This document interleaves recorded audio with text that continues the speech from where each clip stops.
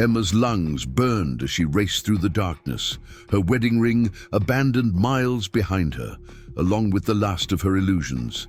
The Montana night air sliced through her thin shawl, but she barely noticed the cold, not when every shadow might be Caleb or one of his men. Her shoes, never meant for this kind of desperate flight, had torn apart hours ago, leaving her stockinged feet bleeding and raw from the rocky terrain. Before we jump back in, tell us where you're tuning in from, and if this story touches you, make sure you're subscribed, because tomorrow I've saved something extra special for you. Behind her, far too close, came the distant bark of hounds. Of course Caleb would use dogs. Of course he would hunt her like an animal. That's all she had been to him these past 6 months. Property to be used, broken and discarded when convenient. "Keep moving," she whispered to herself, the words materializing as white puffs in the frigid air. Just keep moving. When Emma Wilson had boarded the train from Boston 3 seasons ago, she'd carried a small valise containing everything she owned and a letter promising a new life. The advertisement had been modest but appealing. Successful Montana rancher. Seeks educated, genteel wife. Comfortable home and stable future guaranteed. What a bitter joke those words had become. The successful rancher was Caleb Thorne, a man whose wealth came not from honest labor, but from robbery and extortion. The comfortable home was a drafty, isolated cabin where she quickly learned to fear the sound of approaching hoofbeats. And the stable future had dissolved into a nightmare she was now desperately trying to escape. Emma stumbled as her foot caught on an exposed root, sending her sprawling onto the forest floor. The impact knocked the wind from her lungs, but she swallowed her cry of pain. She couldn't afford the luxury of sound, not with those dogs getting closer. She forced herself up, ignoring the fresh blood seeping through her torn stockings. The town of Willow Creek was somewhere ahead, though she'd never been allowed to visit it. Caleb kept her isolated, cutting her off from anyone who might help her. But she'd overheard enough from his drunken conversations with his gang to piece together a mental map. If she could just reach the river, cross it somehow. The sound of rushing water reached her ears, and Emma felt a surge of desperate hope. The Serpent River marked the halfway point to town. If she could ford it, perhaps the water would mask her scent from the dogs. As she pushed through the last stand of pines, the river appeared before her, a churning mass of black water, swollen from the spring thaw. In the moonlight, she could see debris racing along its surface, entire tree branches swept away like twigs. Crossing it would be madness, but the alternative was worse. "There she is!" A voice cracked through the night like a whip. "By the river." Emma's heart seized. Caleb.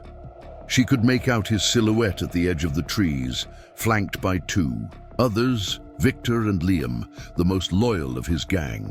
The dogs strained at their leashes, their barking frenzied now that they had found their quarry. "Nowhere to run now, wife," Caleb called, his voice carrying that deceptive calm that always preceded his worst violence. "Be sensible and come back home. I promise I won't be too harsh with you." The lie hung in the air between them. Emma had seen what happened to those who crossed Caleb Thorne. 2 weeks ago, she'd watched through a crack in the bedroom door, as he'd beaten a man nearly to death for shorting him on a payment. She'd heard the man's pleading, seen Caleb smile as he brought the pistol butt down again and again. That's when she knew she had to run. When she realized that one day it would be her lying on that floor, and there would be no mercy. "Emma," Caleb's voice hardened. "Last chance." She backed toward the raging river, her decision made. Better to risk the water than face what awaited her at the ranch.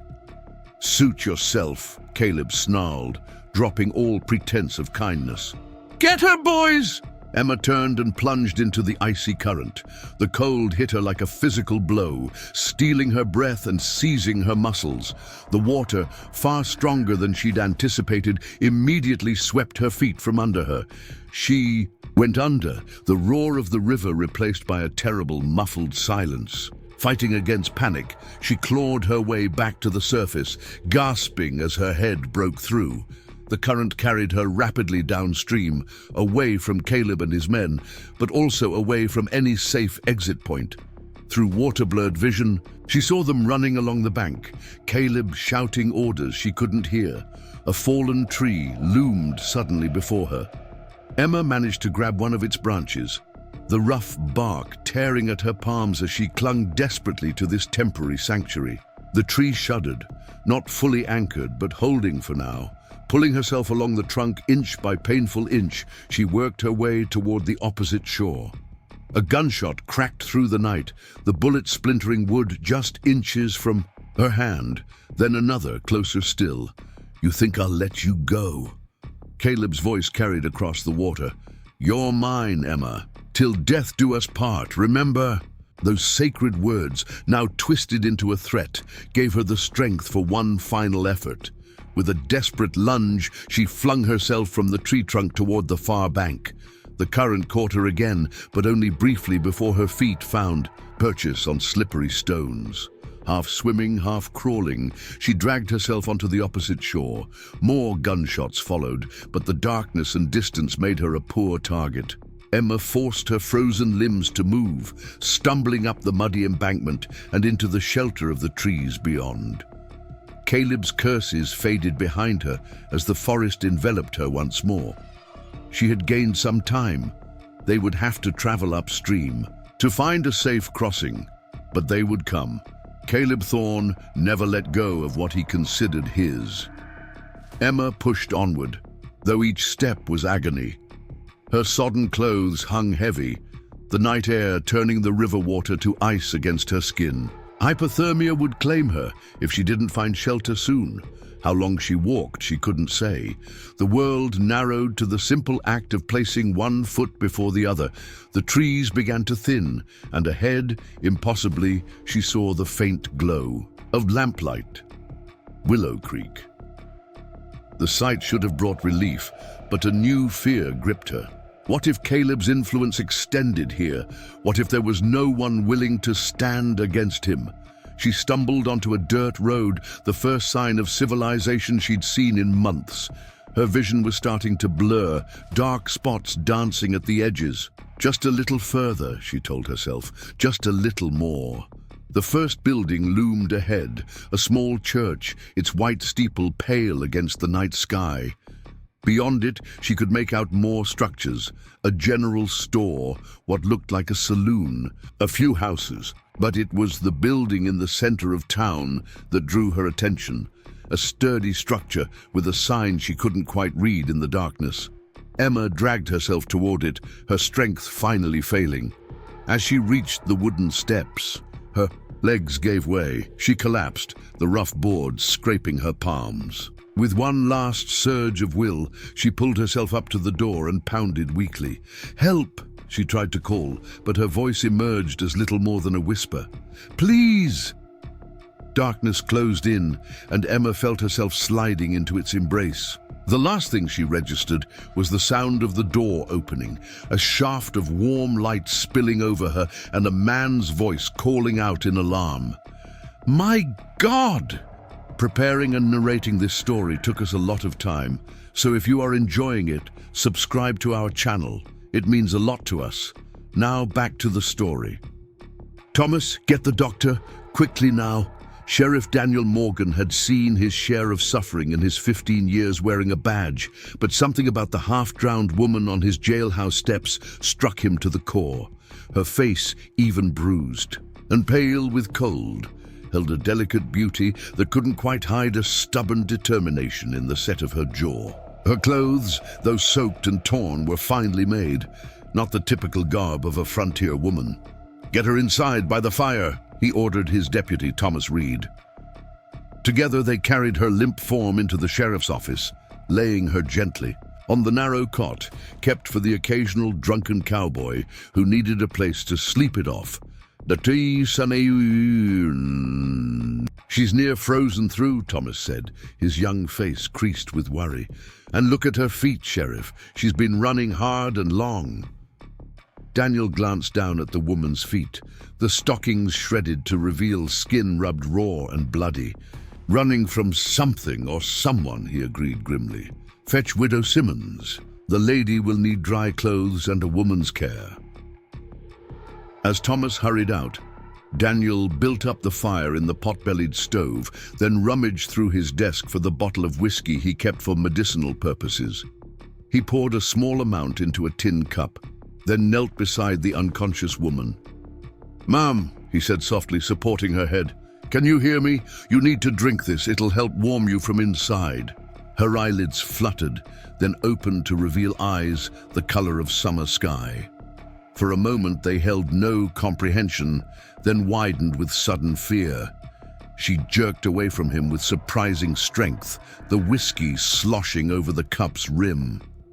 "Easy now," Daniel said, keeping his voice calm and even. "You're safe here. You're in Willow Creek. I'm Sheriff Morgan." "Sheriff?" she repeated, her voice hoarse. The words seemed to reassure her somewhat, though wariness remained in every line of her body. He'll be coming. My husband. He'll be coming for me." Daniel nodded slowly, setting the whiskey down within her reach, but not pressing it on her. "All right. Why don't we start with your name, ma'am?" She hesitated, then straightened her shoulders slightly. Emma Wilson." She paused, then added with bitter emphasis, "Though he calls me Emma Thorne." Daniel felt a cold that had nothing to do with the spring night. Thorne. Even here in Willow Creek, that name carried weight. Caleb Thorne and his gang had a reputation throughout the Montana Territory. Bank robberies, rustling, protection rackets. 3 months ago, they'd held up the stagecoach that carried the mining payroll, killing the driver and a passenger. And now his wife sat before Daniel, having fled through forest and flood to escape him. "Mrs. Thorne," he began. "Wilson," she corrected with sudden fierceness. "I was tricked into that marriage. I'll not use his name a moment longer than I must." Daniel inclined his head, respecting her decision. "Miss Wilson, then? I need to know what happened. If Thorne's coming here—" "He will," she interrupted, finally reaching for the whiskey with shaking hands. She took a small sip, grimacing at the burn, but seeming grateful for the warmth it provided. "Caleb doesn't let go of what he considers his property, and that's all I am to him, property, a mail-order bride who didn't fulfill her purpose." The door opened, admitting Thomas and a stout, gray-haired woman who moved with brisk efficiency. Widow Eleanor Simmons ran the only respectable boarding house in town and was known equally for her generosity and her no-nonsense manner. "Well, now, what have we here?" she asked, taking in the scene with a quick glance. Without waiting for an answer, she moved to Emma's side, her experienced hands already checking for injuries. "You men step outside. This poor child needs dry clothes before she catches her death." Daniel nodded, recognizing the wisdom in her words. "We'll be right outside the door, Miss Wilson. You're safe here." The look Emma gave him held equal parts hope and disbelief, as though safety was a concept she'd long ago abandoned.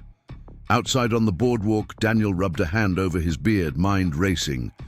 "Thomas, round up the Johansson brothers and Sam. Peterson, post them at the bridge and the 2 trail crossings into town. If Thorne or any of his men try to enter Willow Creek tonight, I want to know about it." "You think he'll come here, Sheriff?" Thomas asked, his hand instinctively moving to the revolver at his hip.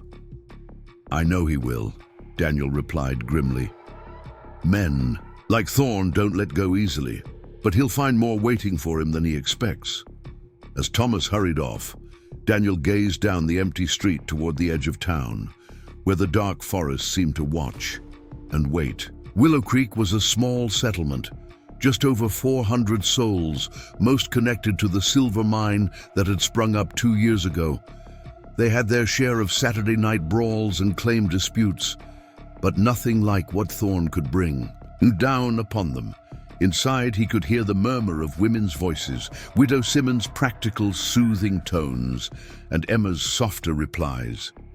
Something protective stirred in his chest, a feeling he hadn't experienced in years, not since... He cut off that thought before it could form. Old grief had no place here, not with very real danger approaching. When he re-entered the office, Emma sat wrapped in a quilt by the stove, her wet clothes replaced by a simple dress that must have belonged to the widow. Her damp hair hung in a golden braid over one shoulder, and some color had returned to her cheeks, though dark shadows remained beneath her eyes. "Miss Wilson was just telling me how she came to be in such a state," Widow Simmons said, her usual briskness softened with concern. "It's a shameful business, Sheriff. Shameful." "I'd like to hear it, if you're up to telling me," Daniel said, pulling a chair to sit across from Emma, careful to give her space. Emma's fingers twisted in the quilt, but her gaze remained steady. "I answered an advertisement in a Boston newspaper. Successful Montana rancher seeks educated genteel wife. My parents died of influenza last year, leaving me with debts I couldn't pay. I was about to lose our home. The advertisement seemed providential." Her bitter laugh held no humor. "We corresponded for 2 months. His letters were eloquent, promising a good life. He sent money for my train ticket. I thought," she swallowed hard, "I thought I was being practical, trading my freedom for security. But it wasn't a fair trade," Daniel prompted gently when she fell silent. "No." Her knuckles whitened where she gripped the quilt. "When I arrived, Caleb seemed charming enough. The wedding was immediate, a justice of the peace he brought to the ranch. It wasn't until we reached his property that I realized how isolated it was. No neighbors, no town within easy reach. And that night," she looked away, her profile sharp against the lamplight. "That night I discovered what kind of man he truly was. He's not a rancher, Sheriff. The ranch is just a front. He's an outlaw, and his men are killers. I've seen..." Her voice broke. "I've seen things no one should witness." Daniel exchanged a glance with Widow Simmons, whose lined face had settled into grim determination. "Why tonight?" he asked. "What made you run tonight?" "I overheard him planning something with his men. A robbery at the Silver Exchange in Helena. They were drinking, didn't notice me listening. When they finished talking business, Caleb started bragging about me. How he'd ordered himself an educated Boston bride. How he'd broken me in." Her voice remained steady, though a flush of humiliation colored her cheeks. "One of his men, Victor, suggested they might share me when they returned from Helena." And Caleb laughed. She raised her eyes to Daniel's, no tears in them. Now only a hard resolve. "I knew then I had to leave, or I wouldn't survive his return. I waited until they were deep in their cups, then took what little food I could carry and ran." The room fell silent, save for the crackling of the fire in the stove. Daniel felt a cold rage building in his chest, but kept his expression neutral. Emma Wilson had seen enough male anger to last a lifetime. "You did right coming here," he said finally. "Thorne has no authority in Willow Creek." "You don't understand," Emma said, leaning forward. "Caleb Thorne makes his own authority with violence. He'll come with his whole gang if necessary. He'll burn this town to the ground to get to me." "Then we'll be ready for him," Daniel replied, simply. Emma shook her head, a strand of golden hair escaping her braid. "I can't stay here. I put you in danger already. If I could just rest a while, perhaps borrow a horse." "And go where?" Widow Simmons interrupted practically. "The nearest town is 40 miles off, and you're in no condition to travel. No, you'll stay with me tonight. I've got a room that faces the back alley, no windows visible from the street. You'll be safe there." "But..." "Miss Wilson," Daniel cut in gently, "Caleb Thorne has been a shadow over this territory for too long. You're not the only one he's wronged. Sooner or later, he would have brought trouble to Willow Creek. Better we face it on our terms than his." Emma studied him, taking in his weathered face, the silver threading his dark hair at the temples, the quiet confidence in his bearing.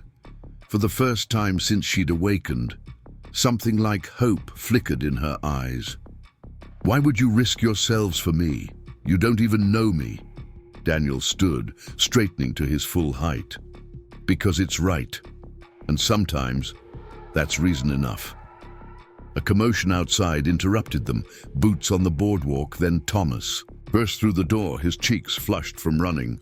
"Sheriff, riders coming from the east, 4 men moving fast." Sam recognized Thorne at the lead. Emma's face drained of color. Daniel turned to Widow Simmons. "Take her out the back way. Use the alley behind the general store. It'll keep you out of sight from the main street. Get her settled, then stay with her." The older woman nodded, already helping Emma to her feet. "Come, child. Quickly now." As they hurried toward the back door, Emma paused, turning to look at Daniel. "Sheriff Morgan, thank you." Daniel nodded once, then turned to prepare for the confrontation ahead. "Thomas, get your rifle. This might be a long night." Through the window, he could see dust rising at the edge of town, illuminated by the first pale light of dawn. Caleb Thorne was coming, just as Emma had warned, but he would find Willow Creek ready, and its sheriff standing firm. Daniel checked his revolver, the weight of it familiar and reassuring in his hand. Some men made their reputation through fear and violence. Daniel Morgan had made his through justice and steadfastness. Tonight would show which carried the greater power. As the riders drew closer, their forms solidifying out of the pre-dawn shadows, Daniel stepped onto the boardwalk to meet them, badge gleaming in the gray light. Whatever happened next, Emma Wilson would not face it alone. The clash between Sheriff Morgan and Caleb Thorne in the dusty main street of Willow Creek ended not with gunfire, but with a stalemate. Daniel had stood firm, backed by Thomas and 6 townsmen with rifles, making it clear that Emma was under the protection of the law. Thorne, outnumbered and outpositioned, had retreated with venomous promises that this wasn't over. Daniel knew the outlaw well enough to recognize the threat wasn't empty. Caleb Thorne would be back, and with more men next time. 2 days had passed since that confrontation. Emma sat at Widow Simmons' kitchen table, a cup of tea cooling before her as she stared out the window at the small garden behind the boarding house. The widow had given her a room at the back of the house, away from prying eyes, and loaned her clothes to replace the ruined ones she'd worn during her escape. Simple cotton dresses, practical and sturdy, nothing like the finer garments. Caleb had provided garments that had felt like gilded chains. "You should try to eat something, dear," Eleanor said, placing a plate of biscuits and eggs before her. "You'll need your strength." Emma offered a small smile, grateful for the older woman's kindness. "Thank you, Mrs. Simmons. I'm afraid I'm not accustomed to such normalcy anymore." "Call me Eleanor, please. And normalcy returns quicker than you might expect." The widow's work-worn hand patted Emma's shoulder. "You've been through the fire, no doubt about that, but you've come out the other side." "Have I?" Emma murmured. "It doesn't feel over." "That's because it isn't," came a deep voice from the doorway. Sheriff Morgan stood there, hat in hand, his tall frame nearly filling the entrance to the kitchen. Emma had seen little of him since the night of her arrival, though she knew he'd been busy, setting up patrols around town, interviewing travelers for news of Thorne's movements, investigating the legal options for her situation. "Sheriff," Eleanor greeted him, "you're just in time for breakfast." "Already ate, ma'am, but thank you." His gaze moved to Emma, assessing and direct. "How are you feeling, Miss Wilson?" "Better," she admitted, "though I'll feel truly well when I know I've not brought disaster to your town." Daniel took a seat across from her, placing his hat on the table. In the morning light, Emma could better see the man who had stood against Caleb on her behalf. He was older than she'd first thought, perhaps 40, with lines etched around his eyes that spoke of both laughter and hardship. His dark hair was streaked with silver at the temples, and a neat beard covered a strong jaw, but it was his eyes that drew her attention. a clear, steady grey that met her gaze without flinching. "Willow Creek has weathered trouble before," he said, "and Thorne was bound to turn his attention here eventually. The silver shipments from our mine would be too tempting for him to ignore. But now he has a personal reason to come," Emma pointed out. "Caleb doesn't forgive what he sees as betrayal." Daniel studied her for a moment. "You know him well." "6 months is a lifetime when you're living in fear," she replied softly. "I learned to read his moods, to anticipate his anger. It was the only way to survive." A shadow passed over the sheriff's face. "I've received word this morning that might change things. The marshal's office in Helena has issued a warrant for Thorne's arrest for the stagecoach robbery 3 months back. They've found a witness who can identify him." Emma's heart quickened. I mean there's now official backing to bring him in. He's not just your problem anymore, Miss Wilson. He's wanted by territorial law." For the first time in days, Emma felt a flicker of genuine hope. Can they send men to help capture him? Daniel's expression sobered. The marshal is stretched thin. They've got troubles with claim jumpers up north and a gang operating near the Idaho border. They can't spare men right now, which means we're on our own, Emma finished, the brief hope dimming. "It means we handle this ourselves," Daniel corrected firmly. "But the warrant gives us legitimate authority to arrest Thorne and his gang. No more hiding behind the fiction that he's a respectable rancher." Emma's fingers tightened around her teacup. "He'll fight. He'll never surrender peacefully. Then he'll have made his choice." The sheriff's voice held no relish for violence, only a steady resolve that Emma found strangely comforting. Eleanor, who had been quietly listening, spoke up. "What of Miss Wilson's legal situation, Sheriff? That sham of a marriage, surely it can be annulled." Daniel nodded. "Judge Patterson arrives next week for circuit court, with evidence of Thorne's criminal activities, plus," he hesitated, glancing at Emma, "plus evidence of his cruelty," she supplied evenly. "I have no shame in speaking the truth, Sheriff, not anymore." A look of respect flickered in his eyes. "With your testimony, the judge should grant an annulment. Until then, you remain under the protection of this office. And this home," Eleanor added firmly. Emma looked between them, these strangers who had taken her in without question. "Why are you helping me? The safest thing for Willow Creek would be to turn me away." Daniel leaned forward, his gaze intent. "Miss Wilson, I've worn this badge for 15 years. In that time, I've learned that safety purchased by abandoning what's right isn't safety at all. It's just postponing the inevitable reckoning." Something in his words resonated deep within Emma, touching on beliefs she had almost forgotten during her months with Caleb. "My father used to say something similar," she said quietly. "He was a minister." "A wise man, then." "He was." Emma straightened her shoulders. "But I can't simply hide here and wait for Judge Patterson.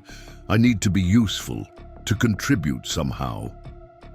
Daniel and Eleanor exchanged glances.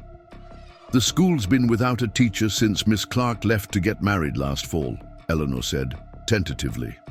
"The children have been making do with parents taking turns, but none have your education, I'd wager."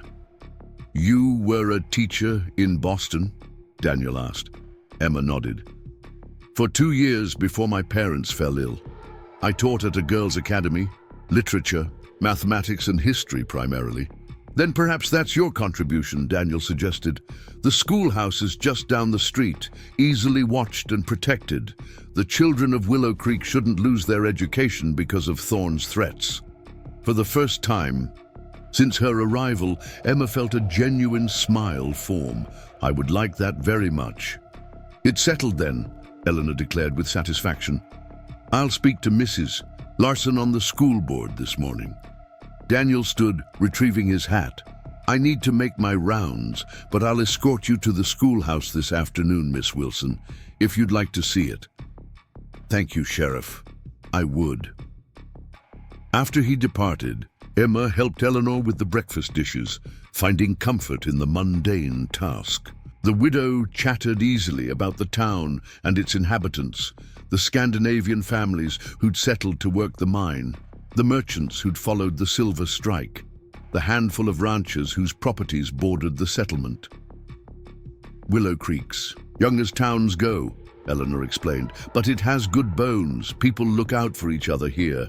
It seems a far cry from what I've experienced of the territory, Emma admitted. Eleanor's face softened. Not all men are like Thorne, my dear. This frontier breeds hard men, to be sure. It takes grit to survive here, but most have honor beneath the roughness. Like Sheriff Morgan? Daniel's one of the best, Eleanor confirmed. Lost his wife and daughter to typhoid 7 years back before coming to Willow Creek, threw himself into upholding the law ever since. Some say he's looking for redemption, though for what, I couldn't say. Emma absorbed this information thoughtfully. The sheriff's quiet strength made more sense now. He too had known devastating loss. That afternoon, Daniel arrived as promised to escort her to the schoolhouse. Emma had borrowed a shawl from Eleanor to cover her head, a simple precaution against being recognized from a distance. As they walked down the side street, Emma was struck by how ordinary the town appeared. Storekeepers sweeping boardwalks, women hanging laundry, children playing with hoops and sticks. It's not what I expected, she admitted to Daniel. When Caleb spoke of towns, he made them sound lawless and dangerous. Some are, Daniel acknowledged, but most are just people trying to build something lasting. Thorne benefits when decent. Folk are too frightened to stand together. The schoolhouse was a modest clapboard building painted white, with a small bell tower atop the roof. Inside, Emma found a single room with 24 desks arranged in rows, a larger desk at the front, and a blackboard covering most of the wall. Bookshelves lined one side, though they held pitifully few volumes. It's not much, Daniel said, watching her examine the space. It's perfect, Emma replied, running her fingers along a desk, with a few changes perhaps. The younger children should sit closer to the front, and we could arrange a reading corner by the windows. Daniel smiled, the expression transforming his stern features. You sound eager to begin. I am. Teaching was one of the few things that truly gave me purpose in Boston. I've missed it. Mrs. Larson was pleased when Eleanor suggested you. She'll want to meet you first, of course, but given the circumstances, they're willing to make a temporary appointment immediately. Emma paused in her exploration. And when Caleb returns, what then? Daniel's expression hardened. Then we deal with him. But I won't have this town paralyzed by fear in the meantime. He crossed to the window, checking the street from habit. Thomas will escort you to and from the schoolhouse each day. During school hours, either he or I will be nearby. You can't watch me forever, Sheriff. No, he agreed, but we can keep you safe until the judge arrives and Thorne is dealt with. Emma joined him at the window, looking out at the peaceful street. I keep expecting to see him. Every shadow, every stranger makes my heart stop. That's natural after what you've been through, Daniel's voice gentled. But you're not alone anymore, Miss Wilson. Emma, she said impulsively, please call me Emma. He studied her for a moment, then nodded. Emma then, and I'm Daniel, at least when we're not in official company. A sudden commotion outside drew their attention. A wagon rolling into town at high speed, the driver shouting for the doctor. Daniel was moving before Emma could react, his hand instinctively checking his sidearm as he strode toward the door. Stay here, he ordered. I'll be right back. Left alone in the schoolhouse, Emma fought against the immediate surge of panic.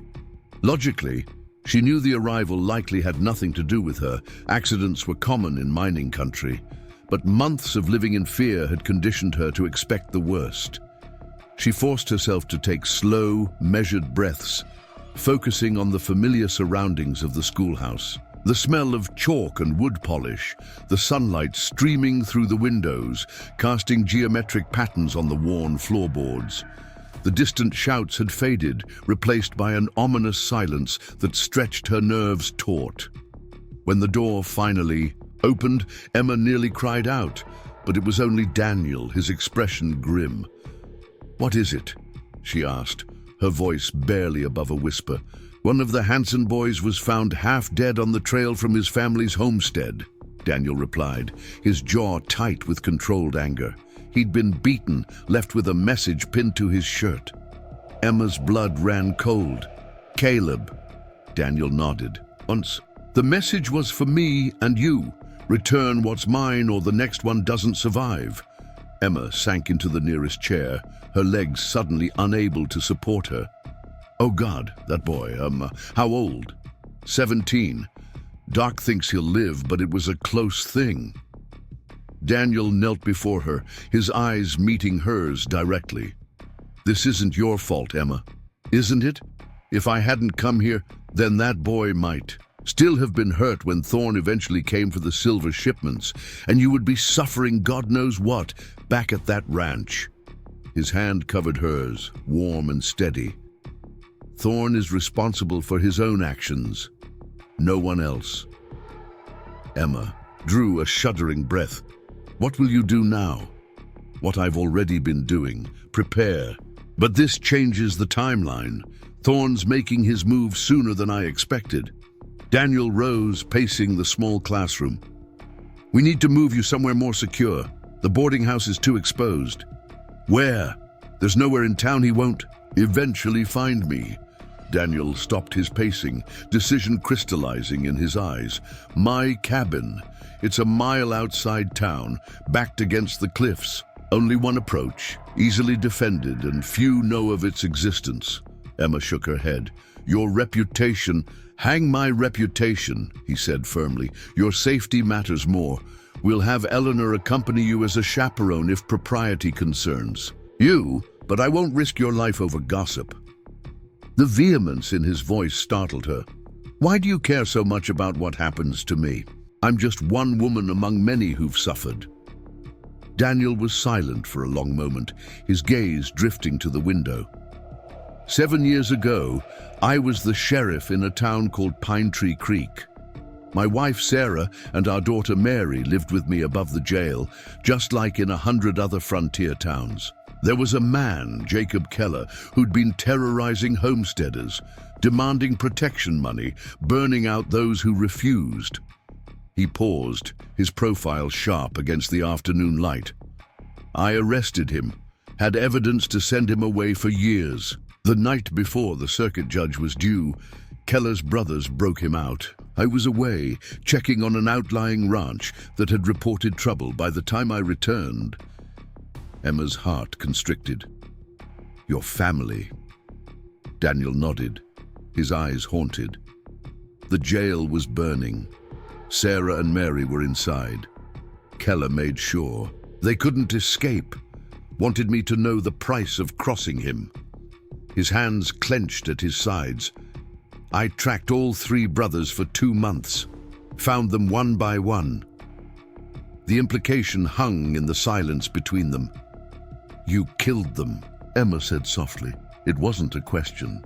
"I did." Daniel's voice was flat. "Not as the law, but as a husband and father with nothing left to lose. Afterward, I turned in my badge, wandered for a while. Eventually ended up here.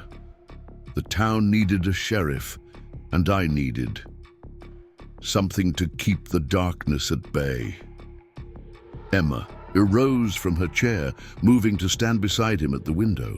"And now you think you can atone by saving me?" "No," he replied with unexpected gentleness. "I know better than to think any good deed balances that scale. But I do know what it means to be hunted, to live with fear as your constant companion, and I know what men like Thorne and Keller are capable of when their pride is wounded." Emma studied his face, seeing beyond the stoic exterior to the pain he still carried. "Thank you for telling me. You deserve to know why this matters to me." Daniel turned from the window, his manner becoming practical once more. "We'll move you tonight after dark. Pack only what you need, nothing that can't be replaced." "I've become rather accustomed to traveling light," Emma said with a wry smile. Daniel's answering smile was brief, but genuine. "I'll send Thomas to escort you back to Eleanor's. Stay inside until I come for you." As he prepared to leave, Emma impulsively caught his arm. "What about the school, the children?" "So, we'll have to postpone your teaching debut until this is resolved," he said. "After what happened to the Hanson boy, parents won't be sending their children anyway." Emma nodded, releasing his arm. "Be careful, Daniel. Caleb is at his most dangerous when he feels cornered." "So am I," he replied quietly, and left her standing in the empty schoolhouse with the weight of his confession and the promise of his protection wrapping around her like a shield. The journey to Daniel's cabin that night was tense but uneventful. They traveled in a covered wagon, Emma and Eleanor concealed beneath canvas, while Daniel drove, and Thomas rode ahead as scout. The road soon gave way to a narrow trail that wound through pine forest and up into the foothills. When they finally arrived, Emma was surprised by the cabin's sturdiness. Unlike the crude shelter she had expected, Daniel's home was well built of squared logs with glass windows and a stone chimney. It sat in a small clearing, its back to a sheer rock face that rose 50 feet or more, a natural fortification that would prevent any approach from behind. "It's not fancy," Daniel said as he helped the women down from the wagon, "but it's defensible. The previous owner was an army scout who valued his privacy." Inside, the cabin was simple but comfortable. A main room served as kitchen and living area, with a large fireplace dominating one wall. 2 doors led off to separate bedrooms. "You and Eleanor can share the main bedroom," Daniel said, lighting lamps against the darkness. "Thomas and I will alternate watches from the front room." "This is more than adequate," Emma assured him, taking in the neat, sparse furnishings that reflected their owner's practical nature. Eleanor was already examining the kitchen area with an approving eye. "A proper stove, thank goodness, and decent cookware. We'll manage just fine, won't we, Emma?" Emma nodded, grateful for the older woman's matter-of-fact approach to their situation. After the events of the day, Eleanor's calm efficiency was exactly what she needed. As Thomas unloaded their few belongings and checked the perimeter, Daniel showed them the cabin's features: the root cellar accessible through a trap door in the floor, the rainwater barrel connected to a pump at the sink, the rifles mounted on the wall. "There's enough provisions to last a couple of weeks," he explained, "though I don't anticipate we'll need to stay that long.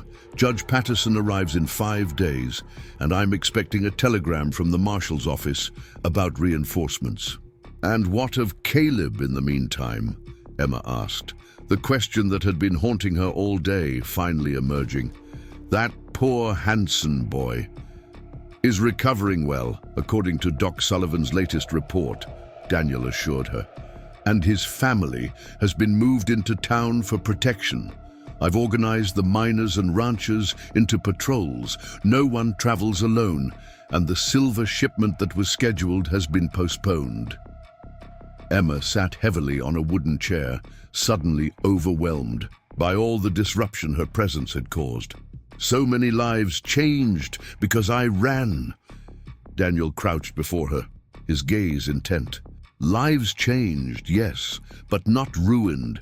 This town was built by people who understand risk, who came west knowing the frontier demands courage. Don't underestimate them, or yourself." His words struck a chord within her.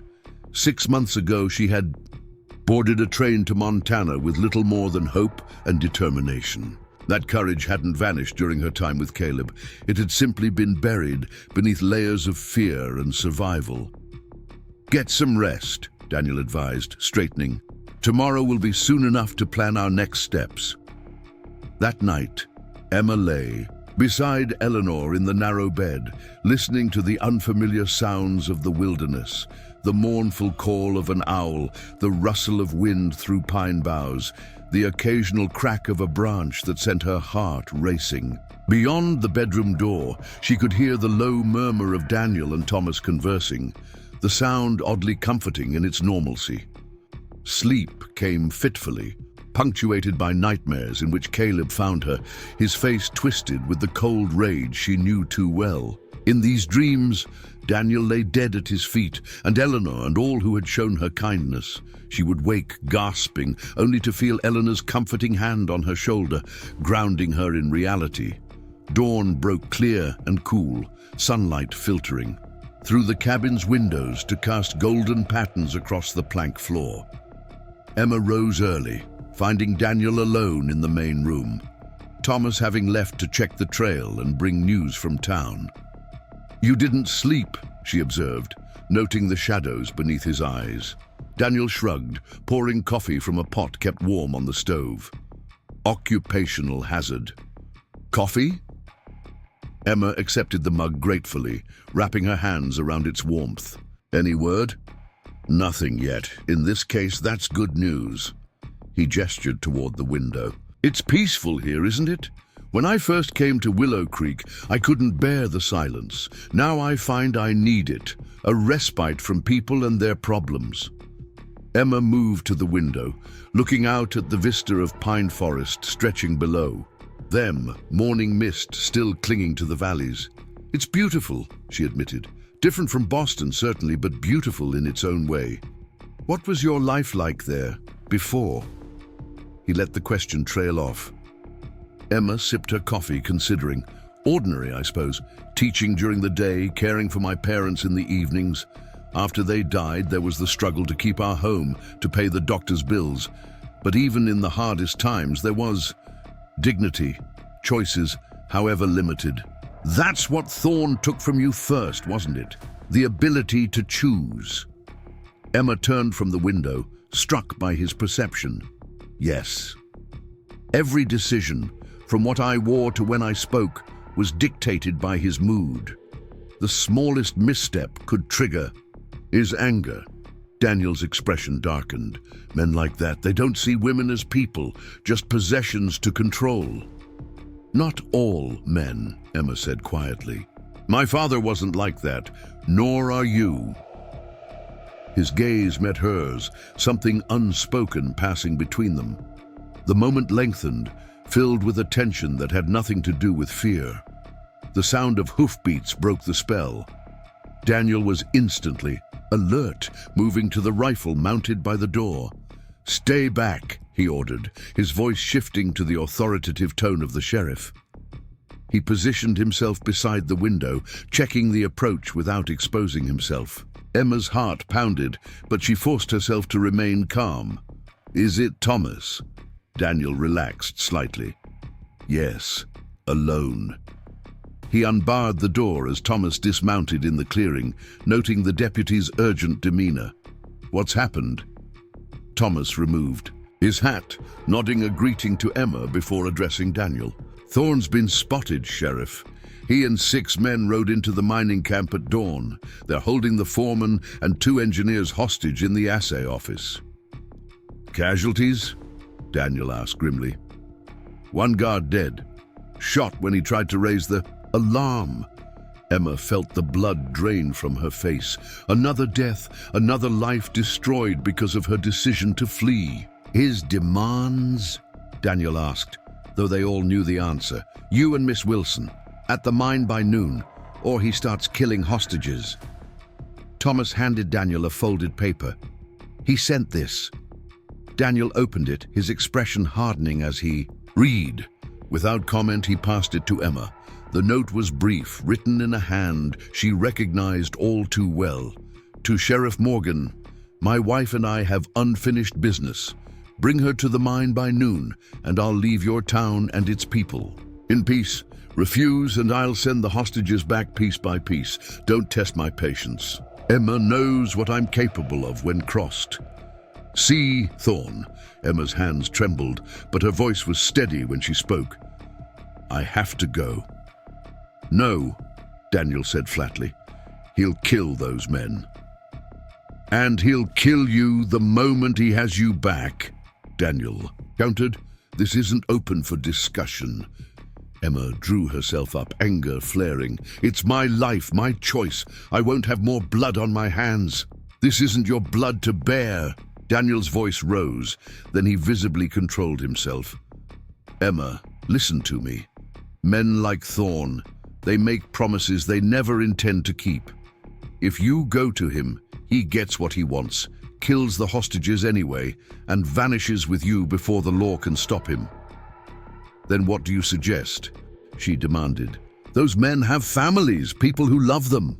Daniel exchanged a look with Thomas. I have a plan, but you're not going to like it. Absolutely not, Emma declared, her voice trembling with a mixture of fear and indignation.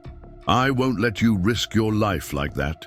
Daniel continued checking his revolver, his movements methodical and precise. It's not your decision to make. Those men at the mine are my responsibility. And what about me? Emma pressed, stepping closer to him. Am I not also your responsibility? You can't possibly believe that this plan of yours will work. The plan was audacious, perhaps even foolhardy. Daniel would approach the mine openly, while Thomas and several trusted men circled around to the back entrance. While Daniel distracted Thorne with negotiations, the others would free the hostages. Simple in theory, but fraught with peril in execution. It's our best option, Daniel insisted, sliding the revolver into its holster. Thorne expects me to bring you. When I arrive alone, he'll be thrown off balance. He'll shoot you on sight. No, Daniel shook his head confidently. He's too arrogant for that. He'll want to gloat, to demonstrate his power. That gives us the opening we need. Eleanor, who had been quietly listening from the kitchen area, finally spoke. What of Emma while you're executing this plan of yours? She can't stay here alone. Reverend Michaels will come for her, Thomas explained. He's bringing a wagon with a false bottom, the same one we used to help a family of escaped slaves. 2 years ago. He'll take her to the church, where she'll be hidden in the cellar until this is over. Emma shook her head vehemently. This is madness. Caleb will see through it. He knows me, knows I would never allow others to die in my place. Which is precisely why you need to be hidden, Daniel countered. If you're not with me, Thorne has no reason to believe you're anywhere accessible. To him, it will look like I've secreted you away somewhere far from Willow Creek. And what will you tell him? That I'll reveal your location only after the hostages are released. That I have men ready to bring you in once I confirm they're safe. Daniel's expression softened slightly at the distress evident on Emma's face. He won't believe me, of course, but the negotiation buys time for Thomas and the others. Emma turned away, her arms wrapped tightly around herself. The logic of his plan was sound, but the risks were enormous. If anything went wrong, Daniel would be the first casualty, and she couldn't bear the thought of his death on her conscience. There must be another way, she insisted quietly. If there were, I'd take it. Daniel approached her, gently turning her to face him. Emma, trust me. I've faced men like Thorne before. And some of them killed your family, she reminded him softly. A shadow passed over his features. Yes, which is why I won't make the same mistakes again. I won't underestimate him. Their gazes held, and Emma saw in his eyes not just determination but something deeper, an understanding of what was at stake that went beyond duty or justice. She recognized the look of a man who had nothing left to lose, and it frightened her more than Caleb's threats. Promise me you'll be careful, she finally said, knowing further argument was futile. I promise. His hand briefly touched her cheek, the gesture so unexpected that Emma felt her breath catch. Then, as if realizing his impropriety, Daniel stepped back, his manner becoming brisk and professional once more. Reverend Michael should be here within the hour. Pack only what's essential. As Daniel and Thomas stepped outside to discuss, The final details of their plan, Eleanor moved to Emma's side. "He's a good man," the widow said quietly. "One of the best I've known." "That's what worries me," Emma replied. "Good men often fare poorly against men like Caleb." Eleanor's weathered face creased in a knowing smile. "You care for him." Emma hesitated, surprised by the observation. "I admire his courage, his principles." "It's more than that, I think." Eleanor busied herself gathering their few belongings. "I've seen how you look at him when you think no one's watching. And how he looks at you." Emma felt a flush rise to her cheeks. "Even if that were true, it's impossible. I'm still legally bound to Caleb." "For now," Eleanor pointed out, "but the judge arrives soon, and with Daniel's testimony about Thorne's crimes, your annulment is all but certain." The thought should have been comforting, but Emma could see only the obstacles still to be overcome. "If we all survive until then." "Faith, my dear," Eleanor said, patting her hand. "Sometimes it's all we have, but often it's enough." An hour later, Reverend Michaels arrived as promised. He was a tall, spare man with kind eyes and a quiet manner that immediately put Emma at ease. The wagon he drove appeared ordinary enough, but when he removed several crates of supplies, a hidden compartment was revealed in the bed. "It's not comfortable," the Reverend admitted, as he showed Emma the cramped space. "But it's secure. No one will think to search a clergyman's wagon, especially one delivering food to the church." Emma nodded, her throat tight with apprehension. "Thank you for taking this risk." "No risk at all," Reverend Michaels assured her. "The Lord's work often requires subterfuge in the face of evil." As Emma prepared to climb into the hiding place, Daniel drew her aside. "Once you're at the church, stay in the cellar. No matter what you hear, no matter what rumors reach you, don't emerge until either Thomas or I come for you personally." "And if neither of you comes?" Emma couldn't help asking. Daniel's expression remained steady. "Then wait for Judge Patterson. He arrives day after tomorrow. He'll ensure your safety and legal freedom." Emma searched his face, memorizing its features: the small scar above his right eyebrow, the creases at the corners of his eyes, the firm set of his mouth that could soften so unexpectedly into a smile. "Be careful," she whispered. "Please." For answer, Daniel took her hand, pressing something small and metal into her palm. Looking down, Emma saw a deputy's badge. "I had Thomas bring it from town," he explained. "It's not much of a weapon, but the edge is sharp. Hide it. On your person." The gesture touched her deeply, not just the practical consideration, but the recognition that she might need to defend herself, that she was capable of doing so. "I will," she promised, tucking the badge into her bodice.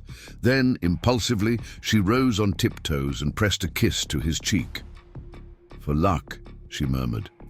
A faint color rose in Daniel's face, but before he could respond, Thomas called from outside that they needed to depart.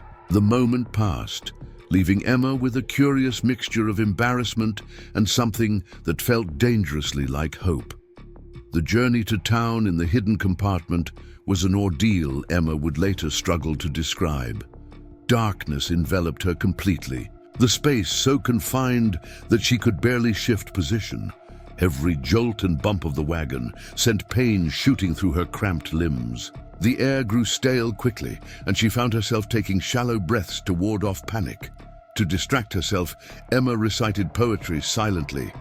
Wordsworth, Tennyson, Longfellow, the verses a lifeline to a world beyond her wooden prison. She thought of the schoolhouse in Willow Creek, imagining how she would arrange the desks, which books she would request for the meager library, the lessons she would prepare for children of varying ages and abilities. And she thought of Daniel riding toward a confrontation that might well claim his life. She had known him such a short time, yet the prospect of his loss created an ache in her chest that surprised her with its intensity. The wagon finally came to a halt, and Emma heard Reverend Michaels speaking with someone. Casual greetings, mentions of the weather, and the troubles at the mine. Her heart pounded as she strained to hear whether they suspected anything, but the conversation soon ended and the wagon continued on its way. When at last the hidden compartment opened, Emma emerged into the dim light of the church cellar, her limbs cramped and her dress damp with perspiration. Reverend Michaels helped her out with a gentleness at odds with his austere appearance. "Are you all right, my dear?" he asked, concern evident in his voice. "Yes," Emma assured him, though in truth she felt light-headed and unsteady. "What news of the mine, of Sheriff Morgan?" "Nothing yet." The Reverend guided her to a simple cot set up in one corner of the cellar. "The men only departed for the mine a short while ago. It will be some time before we hear anything." The cellar, Emma discovered, had been prepared for her arrival. Besides the cot, there was a small table with a lamp, a pitcher of water and a glass, even a few books stacked neatly beside a chair. A curtained alcove contained a wash basin and chamber pot. "We use this space for storage mostly," Reverend Michaels explained, "though it served as a temporary refuge before. The walls are stone, the door solid oak. If, God forbid, something should happen above, you'll be safe here." "Thank you," Emma said sincerely. "I know the risk you're taking." The Reverend's expression grew serious.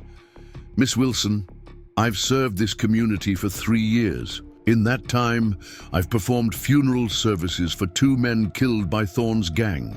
I've comforted widows and fatherless children. If harboring you helps bring that man to justice, then it's no risk at all. It's a blessing." Left alone in the cellar, Emma tried to rest, but sleep eluded her. Every creak overhead, every distant shout from the street sent her heart racing. She paced the small space, counting steps to pass the time. 7 from the cot to the stairs, 5 from the table to the alcove. When that failed to calm her nerves, she turned to the books Reverend Michaels had provided, a Bible, a collection of essays by Emerson, and surprisingly, a well-worn copy of Jane Austen's Pride and Prejudice. And she attempted to lose herself in Austen's familiar world of social constraints and thwarted desires, but the words blurred before her eyes.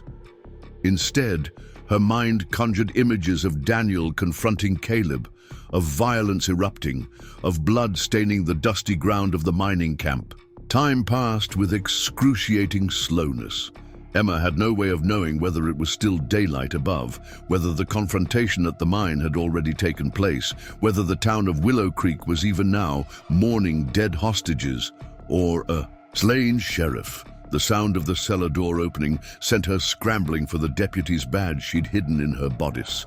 She held it clutched in her palm, the metal edge pointed outward as she'd seen Daniel demonstrate, ready to defend herself if necessary. But it was only Reverend Michaels, his face drawn with concern. "It's all right, Miss Wilson. It's just me." Emma lowered her makeshift weapon, her hand trembling. "What news?" The Reverend set down a tray containing a simple meal, bread, cheese, and a bowl of stew. "Nothing definitive yet. There's been shooting at the mine, that much is certain. But details are scarce." "Shooting?" Emma felt her knees weaken. "Casualties? Unknown. The situation is still unfolding." Reverend Michaels guided her to sit on the cot. "You need to eat something. Keep up your strength." Emma accepted the tray mechanically, though the thought of food turned her stomach. "How long has it been since they left for the mine?" "About 4 hours now." 4 hours, an eternity for a hostage negotiation to continue. Either Thorne was playing an elaborate game or something had gone terribly wrong with Daniel's plan. "I should be there," Emma said suddenly, setting the tray aside. "If Caleb sees me, perhaps he'll release the hostages. And doom yourself in the process," the Reverend pointed out gently. "Sheriff Morgan was explicit in his instructions. You're to remain here until he or Deputy Reed comes for you personally." "And if neither of them can come?" Emma challenged. "If they're wounded or—" She couldn't bring herself to speak the word dead. "Then we wait for Judge Patterson, as the sheriff instructed." The Reverend's tone was kind but firm. "Trust in the plan, Miss Wilson, and in God's providence." Emma subsided, knowing he was right but hating the enforced passivity of her situation. All her life, she had been taught that a woman's role was to wait for a father's guidance, a husband's protection, a society's approval. Her decision to flee Caleb had been the first truly independent action she had ever taken. To return now to waiting felt like a step backward, even if logic told her it was necessary. More hours passed. Emma managed to eat a little of the food. Reverend Michaels had brought more to please him than from any real appetite. She tried again to read, to rest, but anxiety knotted her stomach and tightened her chest until breathing became a conscious effort. It was well into the night when the cellar door opened again. This time, the Reverend's expression held a mixture of relief and concern that made Emma's heart skip. "They're back," he said simply. "The sheriff has asked that you come to the church office." Emma rose immediately, smoothing her rumpled dress with shaking hands. Are they all right? The hostages?" "The hostages are safe," Reverend Michaels assured her. "2 of Thorne's men are dead. Another is wounded and in custody." "And Caleb?" Emma forced herself to ask. "Sheriff Morgan. The sheriff was grazed by a bullet but is otherwise unharmed. As for Thorne..." The Reverend hesitated. "He escaped during the confusion, along with 3 of his men." "I'm sorry." The news sent a wave of mingled relief and dread through Emma. Daniel was alive, thank God for that mercy, but Caleb remained free. The nightmare wasn't over. She followed Reverend Michaels up the narrow stairs and through the church sanctuary, its empty pews ghostly in the lamplight. The office was a small room off to one side, plainly furnished with a desk, bookshelves, and several chairs. Daniel stood as she entered, his left arm crudely bandaged, a streak of dried blood on his temple. Despite these signs of the ordeal he'd endured, his eyes lit with unmistakable relief at the sight of her.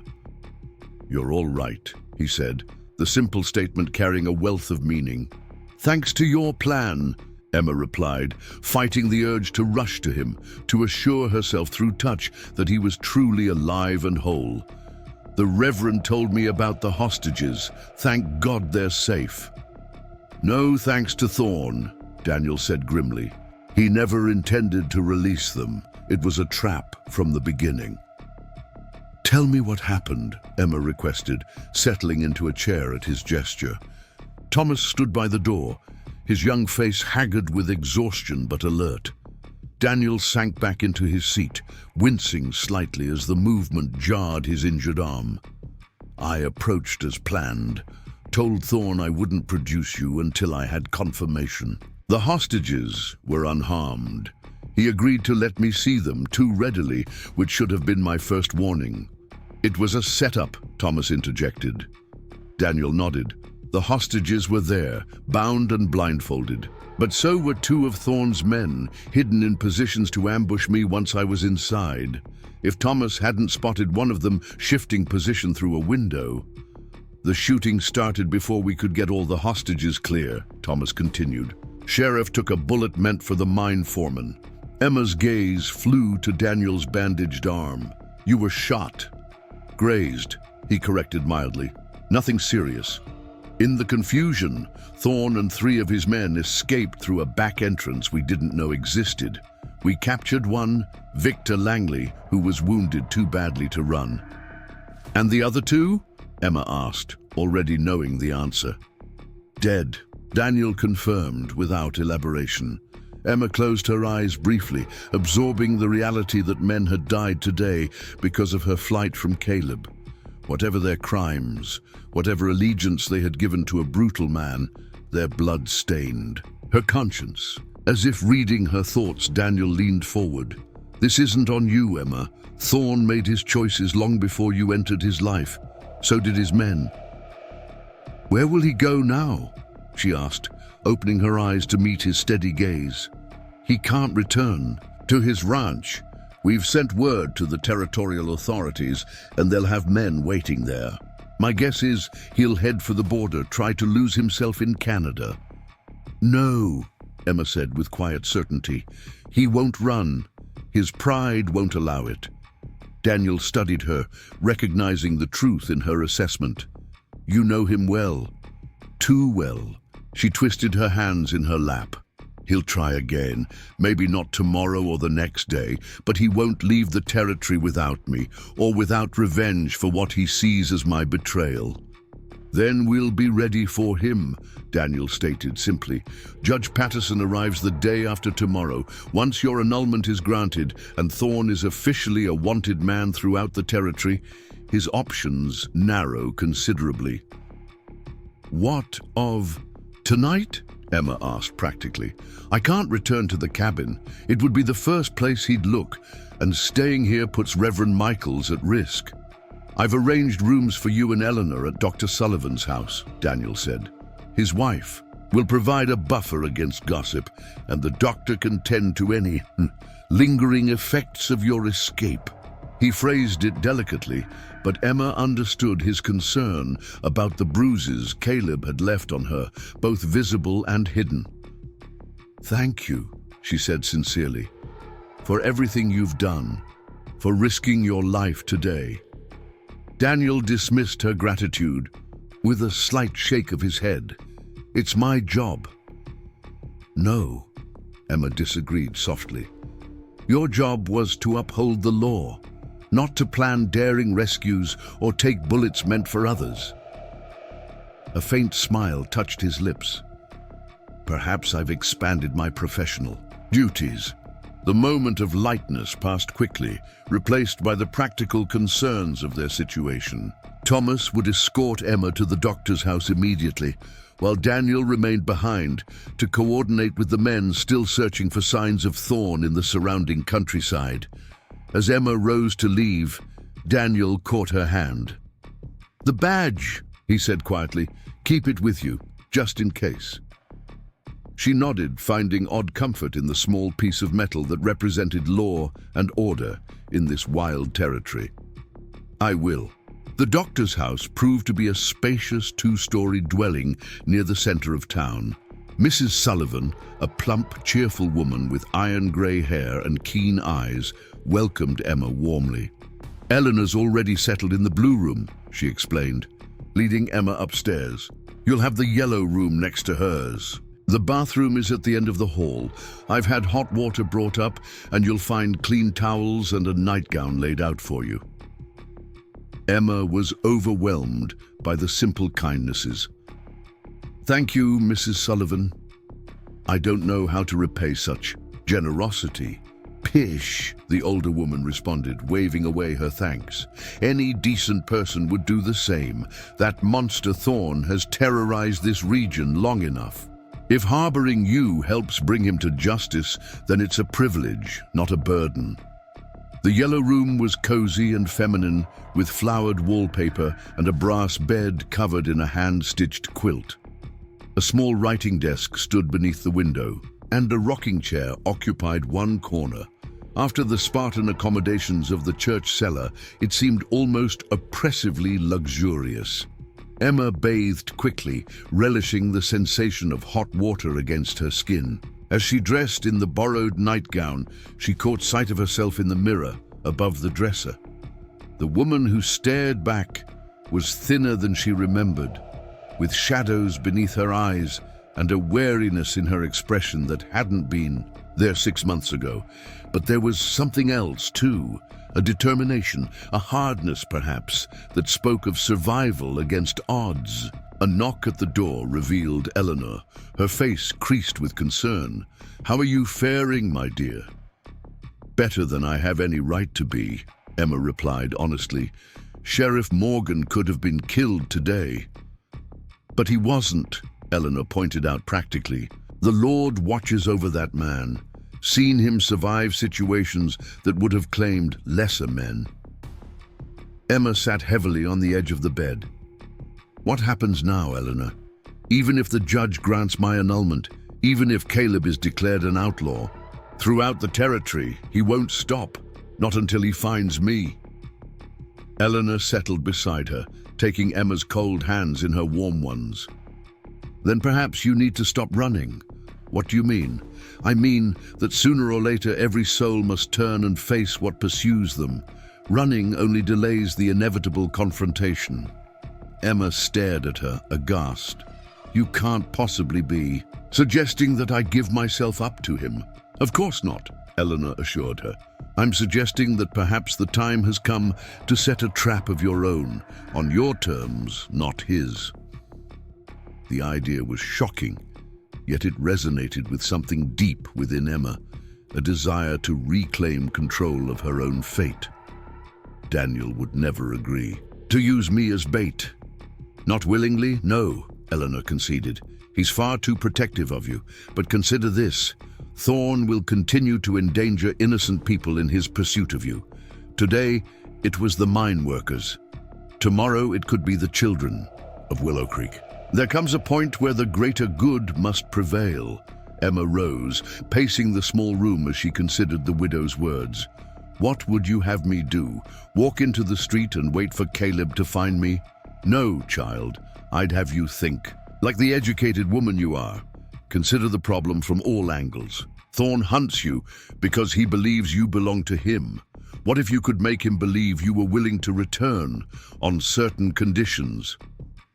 Understanding dawned on Emma. A negotiation. Eleanor nodded approvingly. "Precisely. One conducted in public, where he can't simply seize you and disappear. One carefully monitored by the sheriff and his men." "It could work," Emma admitted slowly. "Caleb's arrogance is his weakness. If he thought I was capitulating, that I'd recognized the futility of defying him, he'd be more likely to let down his guard," Eleanor finished. "But this isn't a decision to make lightly or alone. Speak with Daniel tomorrow. He knows more of such matters than either of us." Emma nodded, though doubt crept in. "He'll oppose it." "Likely so," Eleanor agreed with a small smile. "But he respects you, Emma. Present your case with the same eloquence you'd bring to a classroom, and he'll listen." After Eleanor retired to her own room, Emma sat at the writing desk, staring. Out at the night-shrouded town. Somewhere out there, Caleb was plotting his next move. She had no illusions about his capacity for vengeance or the lengths to which he would go to reclaim what he saw as his property. For too long, she had been reactive, responding to his cruelty with endurance, to his threats with flight. Perhaps Eleanor was right.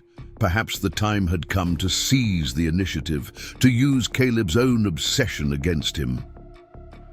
Opening the desk drawer, Emma found paper, pen, and ink. Carefully, she began to compose a letter, not to Caleb, but to Daniel. In it, she laid out her thoughts clearly and systematically, presenting the logic behind a plan that would use her as bait to trap the man who had already caused so much suffering. When she finished, the eastern sky was beginning to lighten with the first hint of dawn. Emma sealed the letter and placed it on the desk where she would see it in the morning. Only then did she retire to the brass bed, her mind still whirling with possibilities and risks. Sleep, when it came, brought dreams not of Caleb's rage, but of Daniel's steady presence. In these dreams, they walked together through a sun-dappled forest, their hands occasionally brushing, their conversation comfortable and unforced. It was a vision of a future that might never come to pass, yet it filled her with a yearning she had not allowed herself to acknowledge in waking hours. Morning arrived with a gentle knock at her door. Dr. Sullivan, a spare man with kind eyes and a trimmed beard, had come to check on her condition. "Nothing serious," he pronounced after a brief examination. "Though you've clearly been through an ordeal. The bruises on your ribs are healing well, and your feet show no signs of infection despite your journey through the wilderness. I'd recommend another day or two of rest before you resume normal activities." Emma thanked him, though she had no intention of following his advice about rest. Time was too precious, the threat too immediate for the luxury of recovery. After breakfast with Eleanor and Mrs. Sullivan, fresh bread, eggs, and coffee that tasted like ambrosia after the sparse meals of recent days, Emma dressed in clothes borrowed from the doctor's wife. They were slightly too large but clean and presentable. Gathering her courage and the letter she had written during the night, she asked Thomas, who had arrived to stand guard, to escort her to the sheriff's office. The town was quieter than she had expected, with few people on the streets despite the fair weather. Those who were abroad moved with a wariness that spoke of the tension still gripping Willow Creek. "The mine remains closed," Thomas explained as they walked. "Sheriff's orders until we're certain Thorne has left the area. Most folks are staying close to home." "Because of me," Emma said softly. Thomas shook his head. "Because of Thorne. Don't blame yourself for his actions, Miss Wilson." It was the second time in as many days that she had been told not to assume responsibility for Caleb's violence. Perhaps, Emma reflected, it was time she started believing it. Daniel was at his desk when they arrived, papers spread before him, his injured arm properly bandaged now. He looked up at their entrance, fatigue evident in the lines of his face, but his eyes brightened at the sight of Emma. "You should be resting," he chided gently, rising to greet them. "So should you," Emma countered, noting the shadows beneath. His eyes that suggested a sleepless night. "But neither of us has that luxury, it seems." Daniel gestured for her to sit, thanking Thomas with a nod as the deputy took up position outside the door. "I've had telegrams from 3 different settlements," he said without preamble. "No sign of Thorne or his remaining men. It's as if they've vanished." "They haven't gone far," Emma said with certainty. "Caleb is nothing if not persistent." "A quality we could do without," Daniel remarked dryly. Then, his expression softening, "How are you holding up?" "Better than expected." Emma hesitated, then placed her letter on the desk between them. "I've been thinking about our situation, about how to resolve it permanently." Daniel eyed the letter but didn't reach for it. "Go on." Taking a deep breath, Emma outlined her plan, essentially the same one Eleanor had suggested the night before. She would appear to negotiate with Caleb, setting conditions for her return that would require him to meet her in a public place at a specific time. Daniel and his men would be positioned to capture him when he appeared. "Absolutely not," Daniel said flatly when she finished. "It's too dangerous. Thorne would see through it immediately." "Not if it's presented correctly," Emma argued. "Caleb believes I'm weak, that I'll eventually break under pressure if I approach him as a desperate woman willing to sacrifice herself to save others." "And how exactly would you approach him?" Daniel demanded. "We don't even know where he is." "We make sure he knows where to find me," Emma replied. "I resume my position at the school. I move about town openly, under guard but visibly present. Caleb has spies. He'll learn of it quickly enough." Daniel shook his head, anger and concern warring in his expression. "You're asking me to use you as bait, to put you in the path of a man who's already demonstrated he has no regard for human life." "I'm asking you to trust me," Emma corrected, gently, "to believe that I know the man I was forced to marry better than anyone else. Caleb's weakness is his pride, his absolute confidence that no woman can outwit him.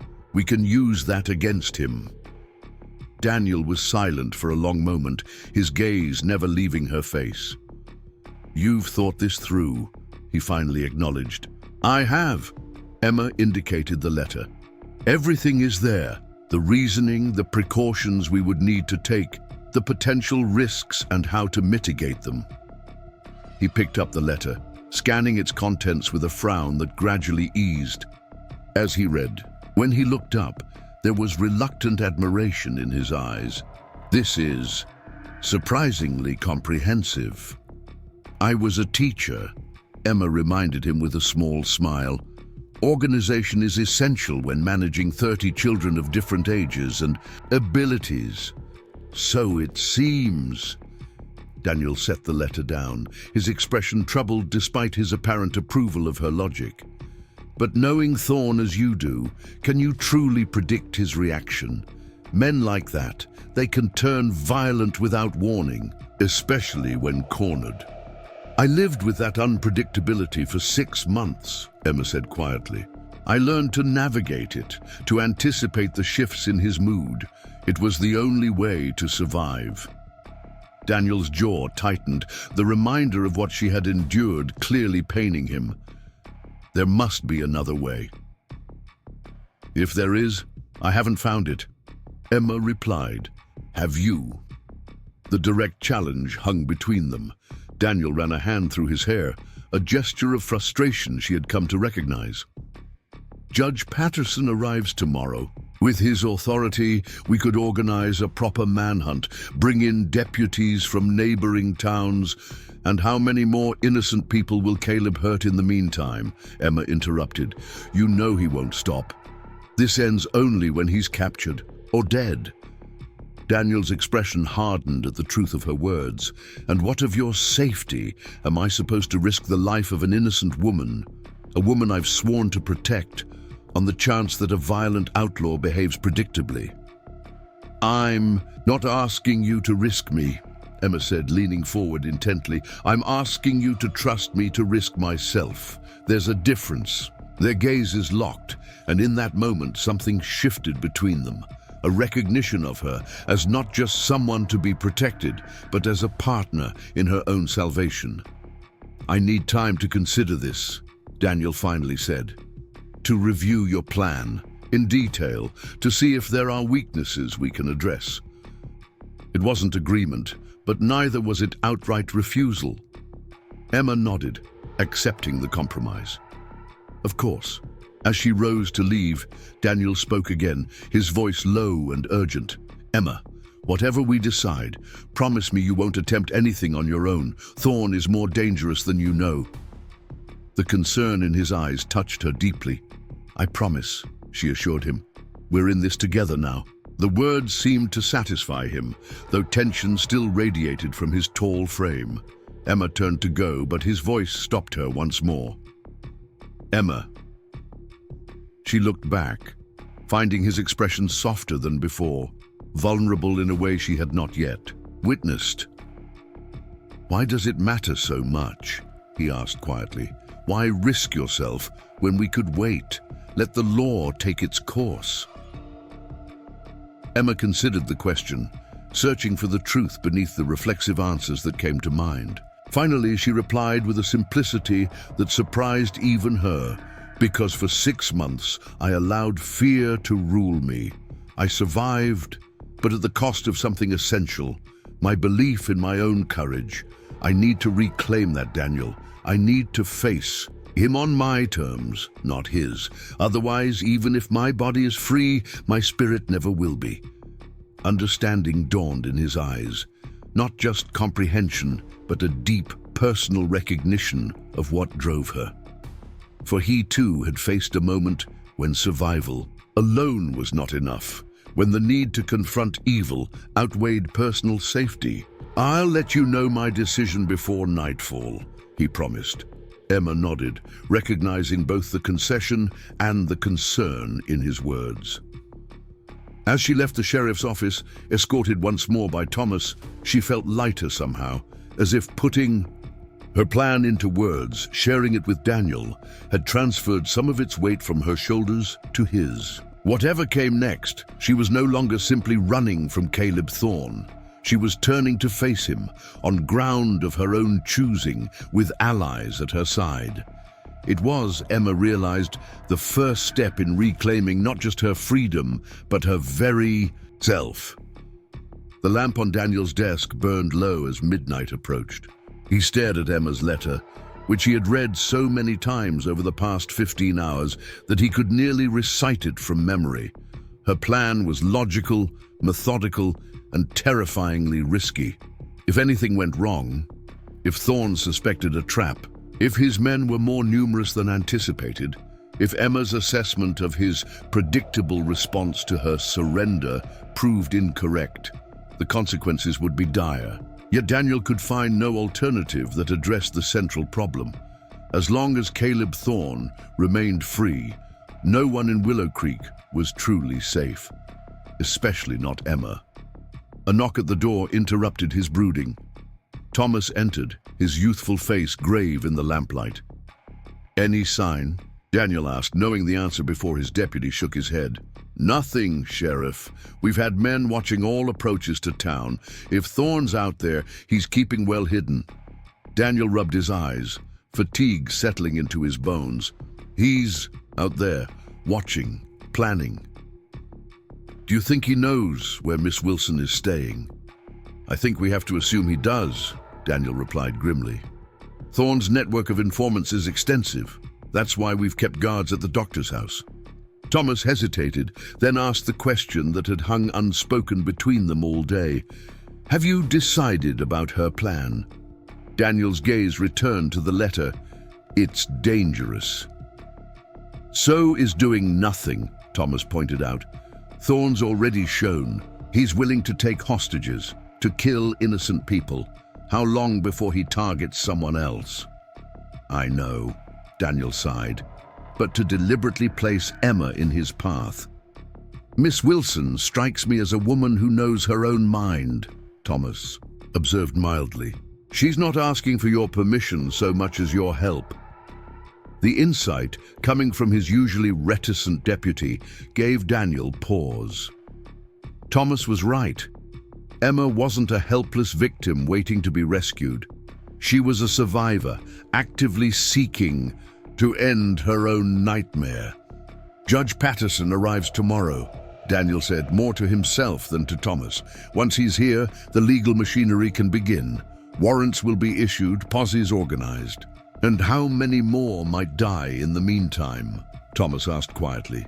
It was the same question Emma had posed, and it struck with equal force the second time. Daniel rose from his desk, decision made. "Tell Johnson and Pearson to maintain their watch on the doctor's house. I'll relieve you at dawn." Thomas looked at him curiously. "You've decided then?" "I have," Daniel confirmed, folding Emma's letter and tucking it into his pocket. "But I need to speak with her first. There are conditions that must be met before." "I'll agree to this plan of hers." After Thomas departed, Daniel checked his revolver out of habit, then extinguished the lamp. The street outside was quiet, the town seemingly asleep, though he knew watchful eyes maintained vigil from various vantage points. Somewhere in the darkness, Caleb Thorne was waiting, planning his next move. The thought sent a chill through Daniel that had nothing to do with the cool night air, the walk to Dr. Sullivan's house took only minutes. Johnson, a bearded miner who had volunteered for guard duty, nodded a greeting from his position on the porch. "All quiet?" Daniel asked softly. "As a church on Monday," Johnson confirmed. "Doc's already turned in, but the light's still burning in Miss Wilson's room." He pointed to an upstairs window where a faint glow was visible behind drawn curtains. "I need to speak with her. Private matter." Johnson nodded without question, his respect for the sheriff evident. Mrs. Sullivan left the side door unlocked for the guards to rotate. "You can go in that way without disturbing the household." Daniel found the side entrance easily enough and moved through the darkened house with practiced quiet. He'd visited often enough during his years in Willow Creek to know the layout well.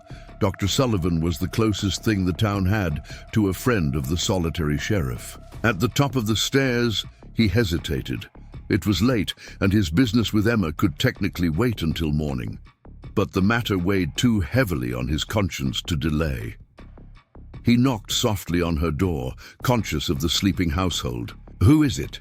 Emma's voice came immediately, alert rather than drowsy, suggesting she had not been asleep. "Daniel." A moment's pause, then the sound of movement. The door opened to reveal Emma, still fully dressed, her hair loosely braided over one shoulder. The borrowed dress from Mrs. Sullivan had been neatly mended and pressed, transforming it from ill-fitting charity to something that complemented her slender frame. "Sheriff," she said, surprise evident in her voice, "is something wrong?" "No, immediate danger," he assured her quickly, "but we need to talk. May I come in?" Emma hesitated, clearly aware of the impropriety, then stepped aside. Of course. The room was simply furnished, but comfortable, with a small writing desk where several books lay open. Daniel realized she had been studying, preparing lessons, perhaps still hopeful she might have the opportunity to teach. "I've been considering your plan," Daniel said without preamble. Emma's eyes widened slightly. "And it could work," he admitted, "with significant modifications and precautions." Hope flickered across her face. "You're agreeing then?" "Conditionally," Daniel emphasized. "First, Judge Patterson arrives tomorrow.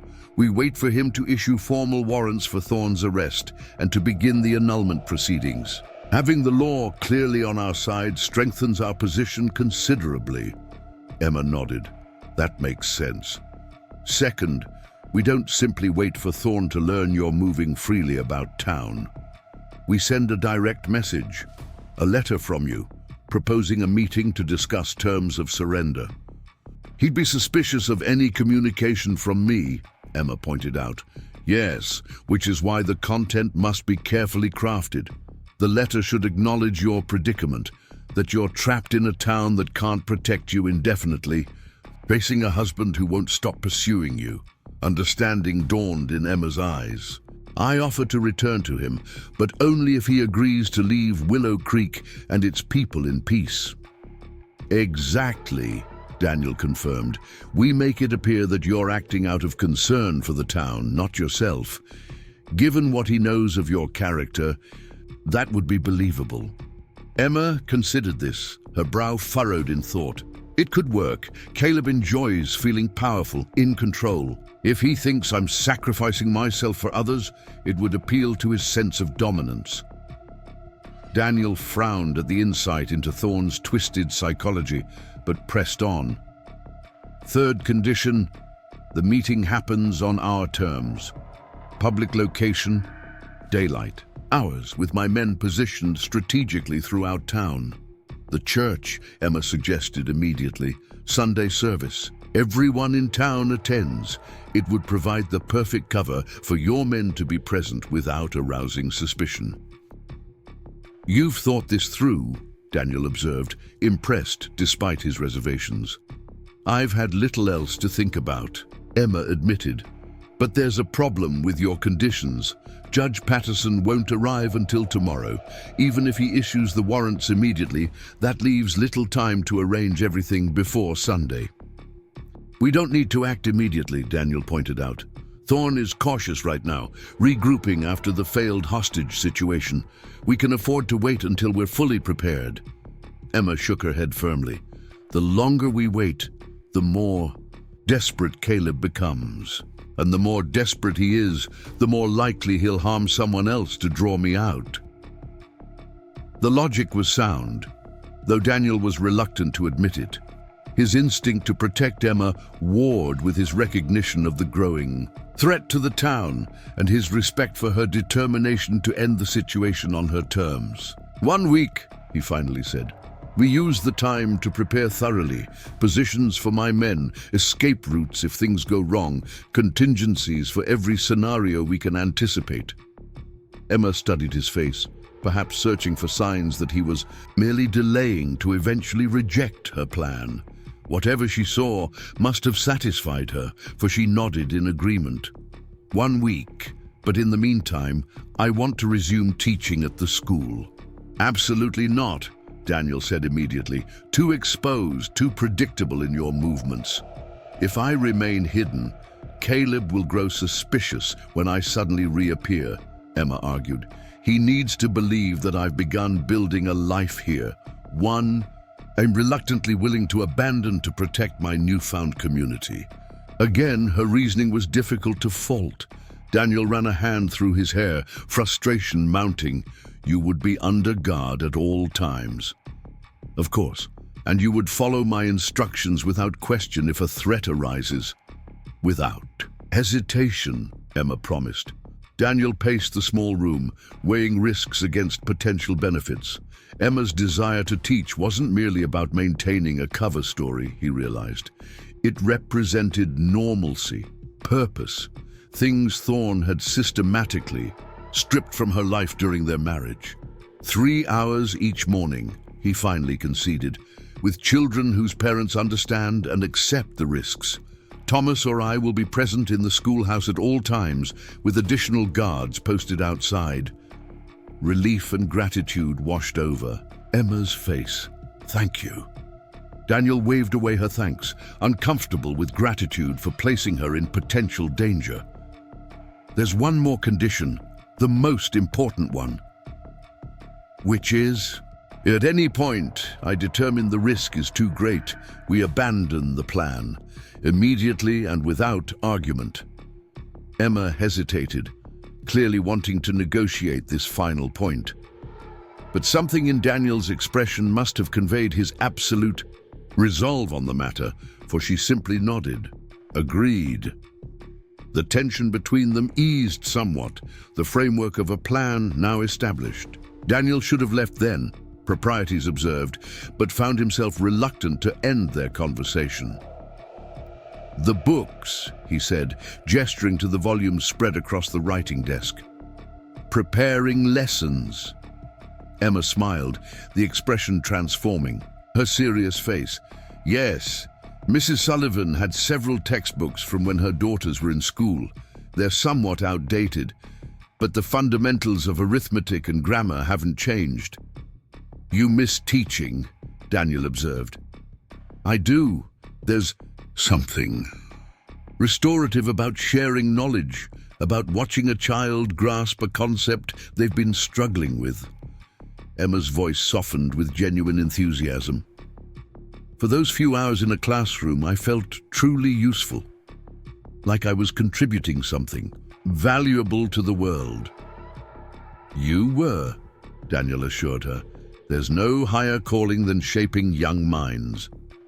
Emma looked at him with surprise. That's exactly what my father used to say. He valued education enormously, insisted I attend university, despite the expense.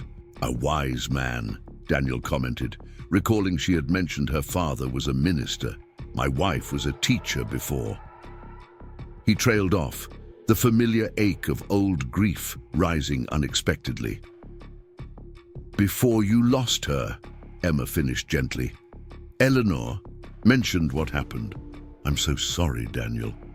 He nodded, accepting her sympathy without dwelling on it. Sarah loved teaching too. Said it gave her hope for the future, seeing the potential in each child. The shared connection, this unexpected commonality between his late wife and Emma, stirred complex emotions Daniel wasn't prepared to examine. He moved toward the door, their business concluded. I should go. It's late, and you need rest. As do you, Emma observed, noting the fatigue evident in his bearing. When did you last sleep properly? The question, asked with genuine concern rather than reproach, caught Daniel off guard. I manage. That's not an answer, Emma said, a hint of the schoolteacher in her tone. Despite himself, Daniel smiled. Not since you arrived in Willow Creek, but I've gone longer with less sleep. That's hardly reassuring, Emma chided. You can't protect anyone if you're exhausted. The role reversal, Emma expressing concern for his well-being rather than the other way around, was both unusual and oddly comforting. Few people in Daniel's life worried about his condition. Most simply assumed the sheriff could handle whatever challenges arose. I'll rest when Thorne is in custody, he promised. Until then, vigilance is our best defense. Emma looked unconvinced but didn't press the matter. Good night, Sheriff Morgan. The return to formality signaled the end of their conversation. Daniel tipped his hat in acknowledgement. Good night, Miss Wilson. I'll inform Dr. and Mrs. Sullivan of our arrangements in the morning. He departed the way he had come, moving quietly through the sleeping house. Outside, Johnson remained at his post, nodding a greeting as Daniel emerged. "All well, Sheriff?" "For now," Daniel replied, wishing he felt more confidence in his own assessment. The week that followed settled into an uneasy routine. True to his word, Daniel arranged for Emma to teach at the schoolhouse each morning from 9 until noon. 8 children attended, those whose parents trusted the sheriff's protection and valued education enough to accept the minimal risk. Thomas or Daniel was always present, watching from the back of the room, while additional guards maintained positions outside. Emma proved to be a gifted teacher. Despite the tension that hung over the town, she created a haven of normalcy within the schoolhouse walls. Children who had been subdued and anxious at first soon responded to her gentle encouragement, their natural exuberance returning as lessons progressed. Daniel, observing from his position near the door, found himself impressed by her methods. She treated each child with respect, adapting her approach to individual needs, praising effort rather than just correct answers. Even the most reluctant scholars showed improvement under her guidance. In the afternoons, Emma remained at the doctor's house, working on lesson plans, reading or assisting Mrs. Sullivan with household tasks. Evenings were devoted to preparations for the confrontation with Thorne, drafting and revising the letter that would lure him in, rehearsing possible scenarios, planning positions for Daniel's men around the church. Judge Patterson had arrived. As scheduled, a stern, silver-haired man with piercing eyes and a reputation for no-nonsense justice. Upon reviewing Emma's situation and the evidence against Thorne, he had immediately issued warrants for the Outlaw's arrest on charges ranging from kidnapping to attempted murder. The annulment proceedings had begun, with the judge expressing confidence that Emma would be legally freed from her marriage within a matter of weeks. "The law moves slowly," he had warned her during their initial meeting, "but in this case, the evidence is overwhelmingly in your favor. No court would force a woman to remain married to a known criminal who has abused her." The judge's support added legitimacy to their plan, though he had expressed grave reservations about using Emma as bait. "It's dangerous and irregular," he had told Daniel privately, "but I understand the necessity. Thorne won't stop until he's captured or killed, and conventional methods have failed." As the designated Sunday approached, tension in Willow Creek mounted. The letter to Thorne had been dispatched through channels likely to reach him, delivered to a saloon in a neighboring settlement where one of his men had been spotted, passed along by a trader known to supply Thorne's ranch with goods that couldn't be obtained legally. Whether he had received it remained unknown. No response had come, no acknowledgement. But Daniel felt Thorne's presence like a shadow at the edge of vision, always there, watching, waiting. On Saturday evening, the town council gathered in the back room of the general store to finalize preparations. Mayor Hendricks, a stout businessman, who had initially opposed Emma's plan as too risky for the town, had gradually come to support it as the only viable solution to the Thorne problem. "Every able-bodied man has been assigned a position," he confirmed, studying the map spread across the table. The church itself, the surrounding streets, the livery stable where Thorne would likely leave horses. "What about the mining camp?" Thomas asked. "It's a good vantage point overlooking the town." "Covered," Daniel assured him. "Johnson and the Swenson brothers will be posted there from dawn. If Thorne tries to use it as a sniper position, he'll find it already occupied."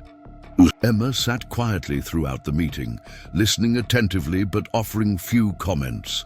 Her composure impressed Daniel. There was no sign of the fear she must surely feel as the confrontation approached. Only when the meeting concluded and the council members dispersed did he notice the slight tremor in her hands as she gathered her notes. "Having second thoughts?" he asked quietly when they were alone. Emma shook her head.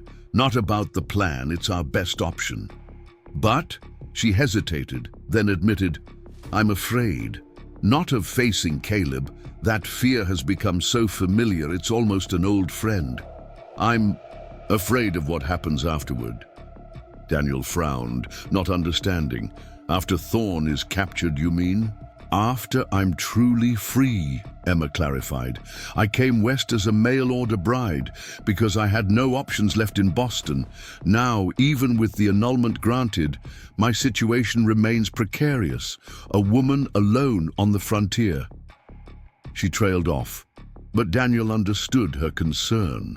The territory was unforgiving for those without resources or connections, particularly for a woman trying to make her way independently. You have options, he assured her. The school board has been impressed with your teaching. They've already approached me about offering you a permanent position. Hope flickered in Emma's eyes. Truly. Judge Patterson mentioned it yesterday. They're prepared to provide housing as well. The small cottage behind the church once served as the school teacher's residence. It needs repairs, but it would be yours.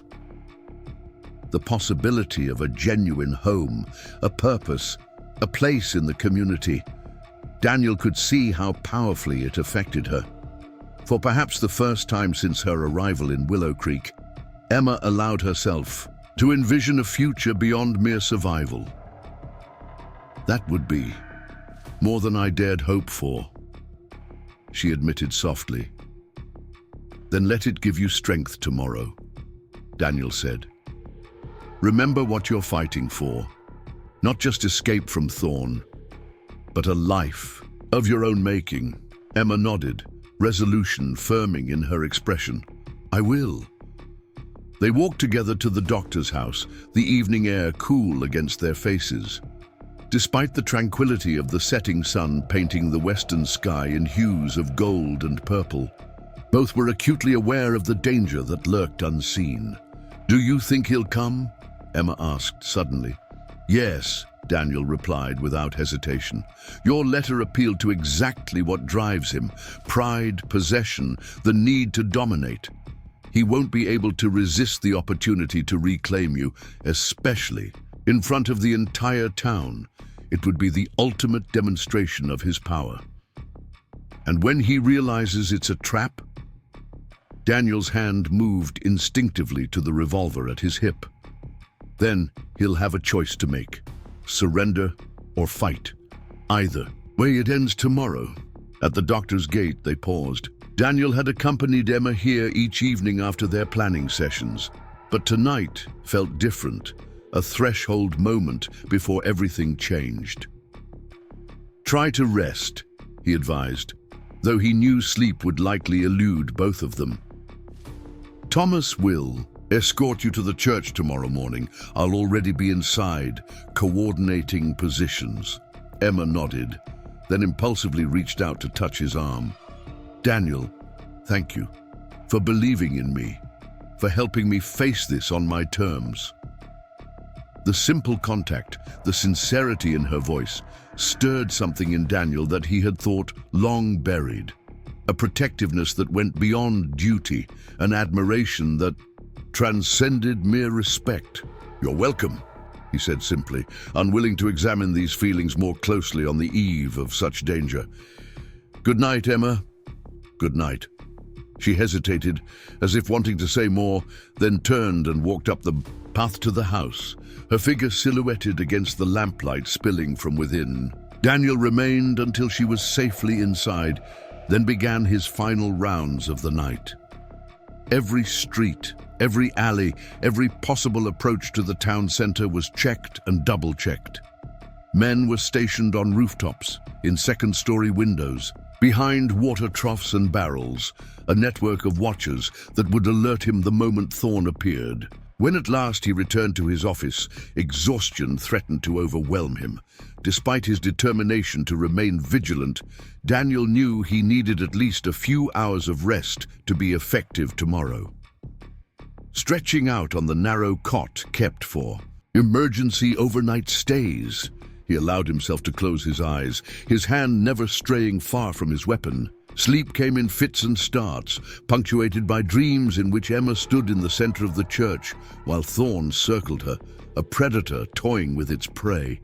In these nightmares, Daniel found himself paralyzed, unable to reach her, to protect her as he had promised. He would wake with a start, heart pounding, only to drift back into the same unsettling visions. Dawn arrived with a clarity that seemed almost cruel in its beauty. The sky brightened to a perfect azure, unmarked by clouds, a day more suited to picnics than confrontations with dangerous outlaws. Daniel rose, splashed cold water on his face from the basin in the corner, and prepared for what might be the most consequential day of his tenure as sheriff. Thomas arrived as the church bell tolled 7, his young face solemn but determined. "All quiet through the night, Sheriff. No sign of Thorne or his men." "He'll come," Daniel said, checking his revolver one final time before sliding it into its holster. "Not at the beginning of the service. That would be too obvious. He'll wait, letting tension build, hoping we'll start to doubt and lower our guard." "The men are ready," Thomas assured him. "Every position covered, just as we planned." Daniel nodded, grateful for his deputy's competence. "You'll escort Emma as arranged?" "Yes, sir. Meeting her at the doctor's house at 10:30. Service starts at 11.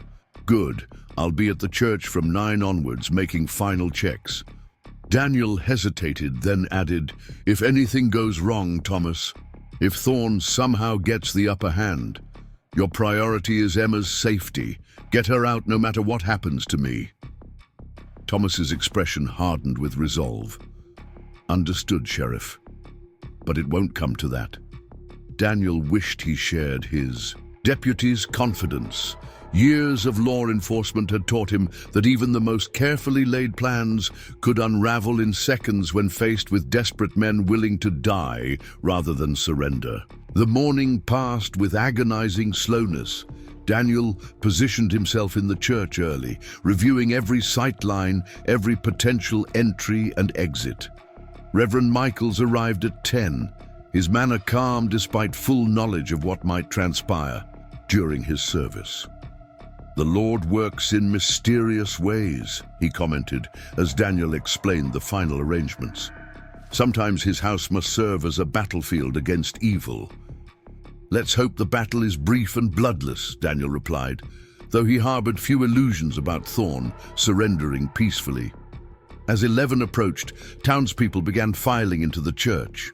Mayor Hendricks and his wife, Dr. Sullivan, and Mrs. Sullivan, miners and ranchers with their families, all took their usual places in the pews, their casual demeanor belying the tension that thrummed beneath the surface. Each man carried a concealed weapon. Each family had been briefed on what to do if shooting started.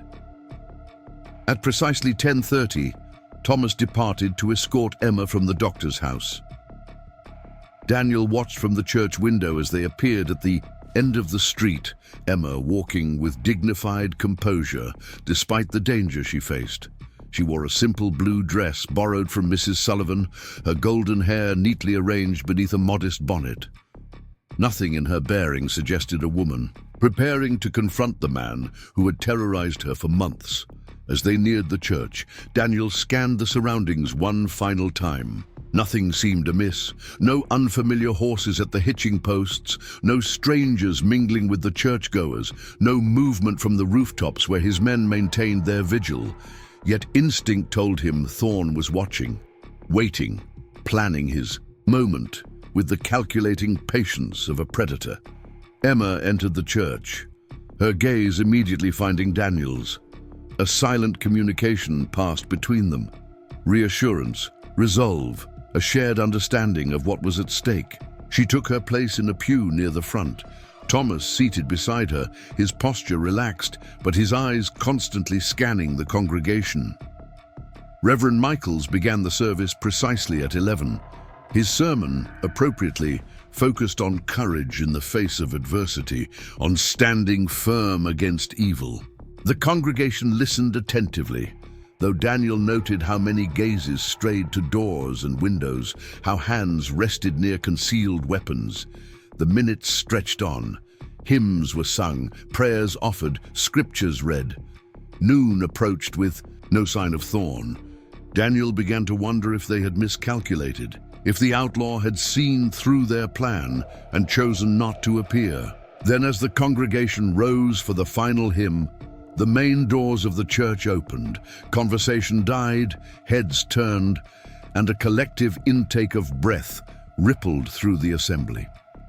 Caleb Thorne stood framed in the doorway, tall and imposing, in a black coat, his dark beard neatly trimmed, his eyes cold as they surveyed the interior of the church. Two men flanked him, hands hovering near holstered weapons. "Apologies for my tardiness," Thorne said, his voice carrying easily in the sudden silence. "I hope I haven't missed anything important."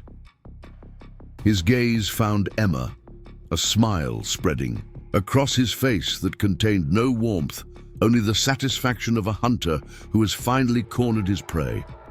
"Hello, wife," he said softly. "I believe you've been expecting me."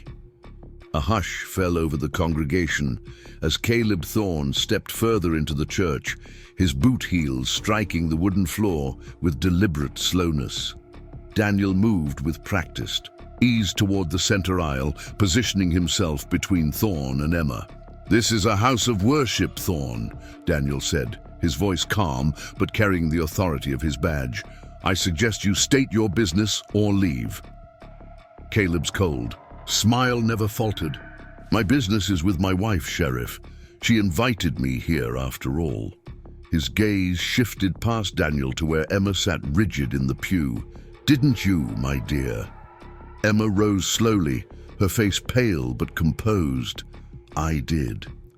"Emma," Daniel cautioned, sensing she was about to deviate from their carefully established plan. She placed a steadying hand on his arm as she moved past him into the aisle. "It's all right, Daniel.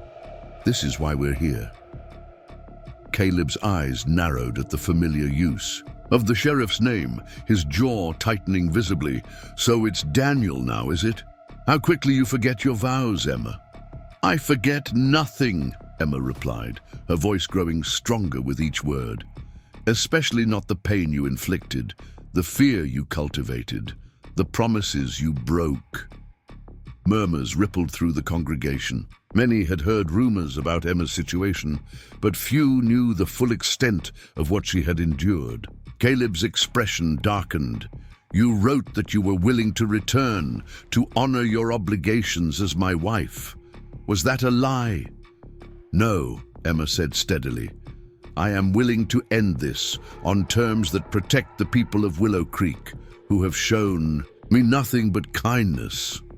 Daniel watched the exchange tensely, acutely aware of Thorne's men surveying the church interior. He caught Thomas's eye across the room, a subtle nod confirming that their own men were in position, ready to act when the signal came. "Terms," Caleb repeated, contempt evident in his voice. "A wife doesn't dictate terms to her husband." I'm not your wife," Emma stated firmly. "Not in any way that matters. Judge Patterson has already begun annulment proceedings." She produced a folded document from her pocket, a copy of the legal filing the judge had prepared. "By law, our marriage will soon be dissolved. The only question remaining is whether you'll face justice for your crimes or compound them further." "Today," fury flashed across Caleb's face, his hand moving toward his holstered weapon. "You think a piece of paper changes anything? You're mine, Emma. You always will be." "No one owns me," Emma declared, her voice ringing clear in the hushed church. "Not anymore." Daniel tensed, recognizing the dangerous precipice on which they balanced. Thorne was growing agitated, unpredictable. Any moment now, the confrontation could erupt into violence. "Mr. Thorne," he interceded, drawing the outlaw's attention back to himself. "There's no need for bloodshed. You're surrounded. My men are positioned throughout the church and town. Surrender peacefully, and you'll receive a fair trial." Caleb laughed, the sound harsh and devoid of humor. "You think I came unprepared, Sheriff? I've had men watching this town for days. I know exactly how many guns you have, where they're positioned." He gestured casually toward the window. "Even now, my men have rifles trained on this church. One signal from me, and this righteous congregation will discover if their faith protects them from bullets." Alarm rippled through the assembled. And townspeople. Daniel maintained his composed exterior, though inwardly he reassessed their situation. Had they underestimated Thorne's resources? Were there indeed gunmen positioned outside their knowledge? Emma stepped forward, closing the distance between herself and Caleb. "This is between us. Let these people go, and I'll leave with you." "Emma, no," Daniel protested sharply. She didn't look at him, her gaze fixed on Caleb's face. "You came, for me. Here I am. But I won't be responsible for more bloodshed." Something shifted in Caleb's expression, a flicker of the charm that had once deceived Emma through his letters, though it couldn't hide the cold calculation beneath. At last, a sensible decision. He extended his hand to her. "Come, wife, our horses are waiting." Emma moved toward him with measured steps. Daniel watched in mounting dread, torn between their plan and the possibility that she truly intended to sacrifice herself. His hand moved imperceptibly toward his holstered revolver. As Emma reached Caleb, she placed her hand in his. And in that moment, Daniel saw her other hand move, a glint of metal catching the light. "This ends now," Emma said softly, pressing the deputy's badge Daniel had given her against Caleb's ribs, its edges honed to a makeshift blade. "Signal your men to withdraw, or the great Caleb Thorne bleeds out on a church floor." Shock registered on Caleb's face, quickly replaced by fury. "You wouldn't dare." "I've endured months of your cruelty," Emma replied steadily. "Do you truly believe I lack the courage to end it?" Daniel moved forward, signaling Thomas with a subtle gesture. Throughout the church, men shifted position, weapons emerging from concealment. "It's over, Thorne," Daniel declared. "Order your men to stand down." Caleb's eyes darted around the church, calculating odds, seeking escape. His two companions by the door had been quietly surrounded, their advantage neutralized. For a tense moment, the outcome balanced on a knife's edge. Then Caleb's shoulders slumped slightly, defeat momentarily visible before his arrogance reasserted itself. "It seems my wife has developed a backbone in her absence," he said with forced lightness. "Very well." He raised his voice slightly. "Stand down, boys. Seems we've been outmaneuvered." A tense silence followed, broken only when Thomas confirmed, from the window, that riders were indeed retreating from positions around the church. "Your weapon, Mr. Thorne," Daniel instructed, stepping forward. "Slowly, if you please." Caleb complied with exaggerated care, his gaze never leaving Emma's face. "This isn't over," he said softly, "not by a long measure." "Yes," Emma contradicted, stepping back as Daniel secured Caleb's pistol. "It is." As Thomas and several townsmen moved to restrain Thorne and his companions, the tension that had gripped the church began to dissipate. Reverend Michaels, who had remained calmly at the pulpit throughout the confrontation, spoke into the lingering silence. "Perhaps we should conclude our service with a prayer of thanksgiving," he suggested mildly, as if armed standoffs were a regular feature of Sunday worship. A nervous laugh rippled through the congregation, followed by genuine relief as Caleb Thorne was led away, his wrists bound, his threats reduced to impotent glares. Outside the church, Judge Patterson waited on the boardwalk, having observed the proceedings from a strategic distance. "Well handled, Sheriff," he commented as Daniel emerged with Emma, "though somewhat more dramatic than I might have preferred."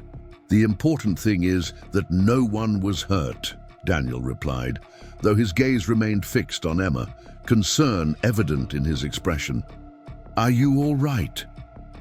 Emma nodded, the composure she had maintained throughout the confrontation finally showing cracks. Her hands trembled slightly and the color had drained from her face. "I will be," she managed, "now that it's truly over." "It is," Daniel assured her, Thorne will stand trial for his crimes. With the testimony of the mine hostages, his captured men, and your own account, he'll face years in territorial prison. Judge Patterson nodded his agreement. Justice will be served, Miss Wilson. And as for your annulment, after witnessing today's events, I can assure you the proceedings will be expedited. He patted her hand kindly. You're free of him, my dear, legally and otherwise. Emma swayed suddenly, the emotional and physical toll of the confrontation finally overwhelming her. Daniel caught her arm, supporting her discreetly. Let me take you to the doctor's house, he murmured. You need rest. She acquiesced without protest, allowing him to guide her through the dispersing crowd, many of whom offered words of encouragement and admiration as they passed. The walk to Dr. Sullivan's home was conducted in companionable silence, both Emma and Daniel processing the events of the morning. Only when they reached the gate did Emma speak. I almost couldn't do it, she admitted quietly. When I stood facing him, feeling his hand close around mine again, I nearly lost my courage. But you didn't, Daniel pointed out. You stood your ground. You faced your fear. Emma's gaze met his, gratitude and something deeper shining in her eyes. Because I wasn't alone. Because you believed I could. Daniel felt an unfamiliar warmth spread through his chest. For years, he had carried his badge as both shield and burden, using duty to insulate himself from attachment. Yet somehow this remarkable woman had breached those carefully constructed defenses. You should rest, he said gently. There will be formalities in the coming days, statements to give, paperwork for the annulment, but that can wait. Emma nodded, then impulsively reached up to touch his cheek. Thank you, Daniel, for everything. Before he could respond, she turned and walked up the path to the house, leaving him with the lingering warmth of her touch and the realization that his life had irrevocably changed. The weeks that followed brought a gradual return to normalcy for Willow Creek.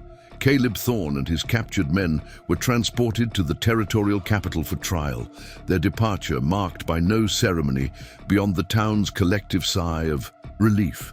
Judge Patterson, true to his word, expedited Emma's annulment proceedings, officially dissolving her marriage to Thorne before departing the settlement. Emma assumed full duties at the schoolhouse, her position made permanent by unanimous vote of the school board. The cottage behind the church was repaired and furnished through a community effort that spoke volumes about her acceptance in Willow Creek. Children thrived under her tutelage, parents expressed their gratitude, and the shadow of fear that had hung over her gradually lifted. Daniel watched these developments with quiet satisfaction, maintaining a respectful distance while ensuring Emma's safety and comfort were secured. Their interactions, though frequent, remained cordial and somewhat formal, neither quite ready to acknowledge the connection that had formed during their shared ordeal. It was Eleanor who finally broke the stalemate, inviting both Emma and Daniel to Sunday dinner with the transparent excuse of discussing school matters. Her knowing glances throughout the meal made her matchmaking intentions clear, much to the amusement of her other guests. As the evening concluded, Daniel offered to walk Emma back to her cottage, the autumn air crisp with the promise of winter. Eleanor isn't particularly subtle, Emma observed as they strolled along the moonlit path. Daniel chuckled, a rare sound that transformed his serious features. Subtlety has never been the widow's strong suit. They walked in comfortable silence until they reached Emma's gate. There, instead of their usual formal parting, Daniel hesitated. Emma, he began, uncharacteristic uncertainty in his voice. I've been thinking... Yes? She prompted when he paused. The town's growing. Crime, too. I've been considering taking on another deputy. He cleared his throat. What I mean to say is, I find myself with more responsibilities than time these days. Emma's lips curved in a smile. Are you offering me a job as your deputy? Sheriff Morgan? No, Daniel said quickly. Then with more deliberation, I'm asking if you might consider sharing more than just community responsibilities with me. He met her gaze directly. I'm not a man of many words, Emma, but I've come to care for you deeply. If you need time, or if your feelings don't... Emma silenced him by taking his hand in hers. Daniel, she said softly, I don't need time, I know my heart. She stepped closer, her expression serious yet tender. I came west seeking security and found a cage instead. But here, with you, I've discovered something I never expected, the freedom to choose my own path and someone who walks beside me rather than ahead. Augur Daniel's free hand rose to touch her cheek, the gesture reverent.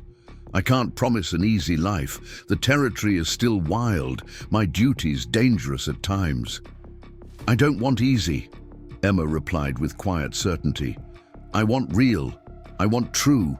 Her eyes held his steadily. I want you, if you'll have me. Under the vast Montana sky, with the lights of Willow Creek twinkling in the distance, Daniel Morgan finally allowed himself to embrace the future rather than the past. As his lips met Emma's in a gentle kiss that held the promise of deeper passion, he knew that both had found what they truly sought, not just sanctuary from darkness, but a home in each other's hearts. Up next, you've got two more standout stories, right on your screen. If this one hit the mark, you won't want to pass these up. Just click and check them out.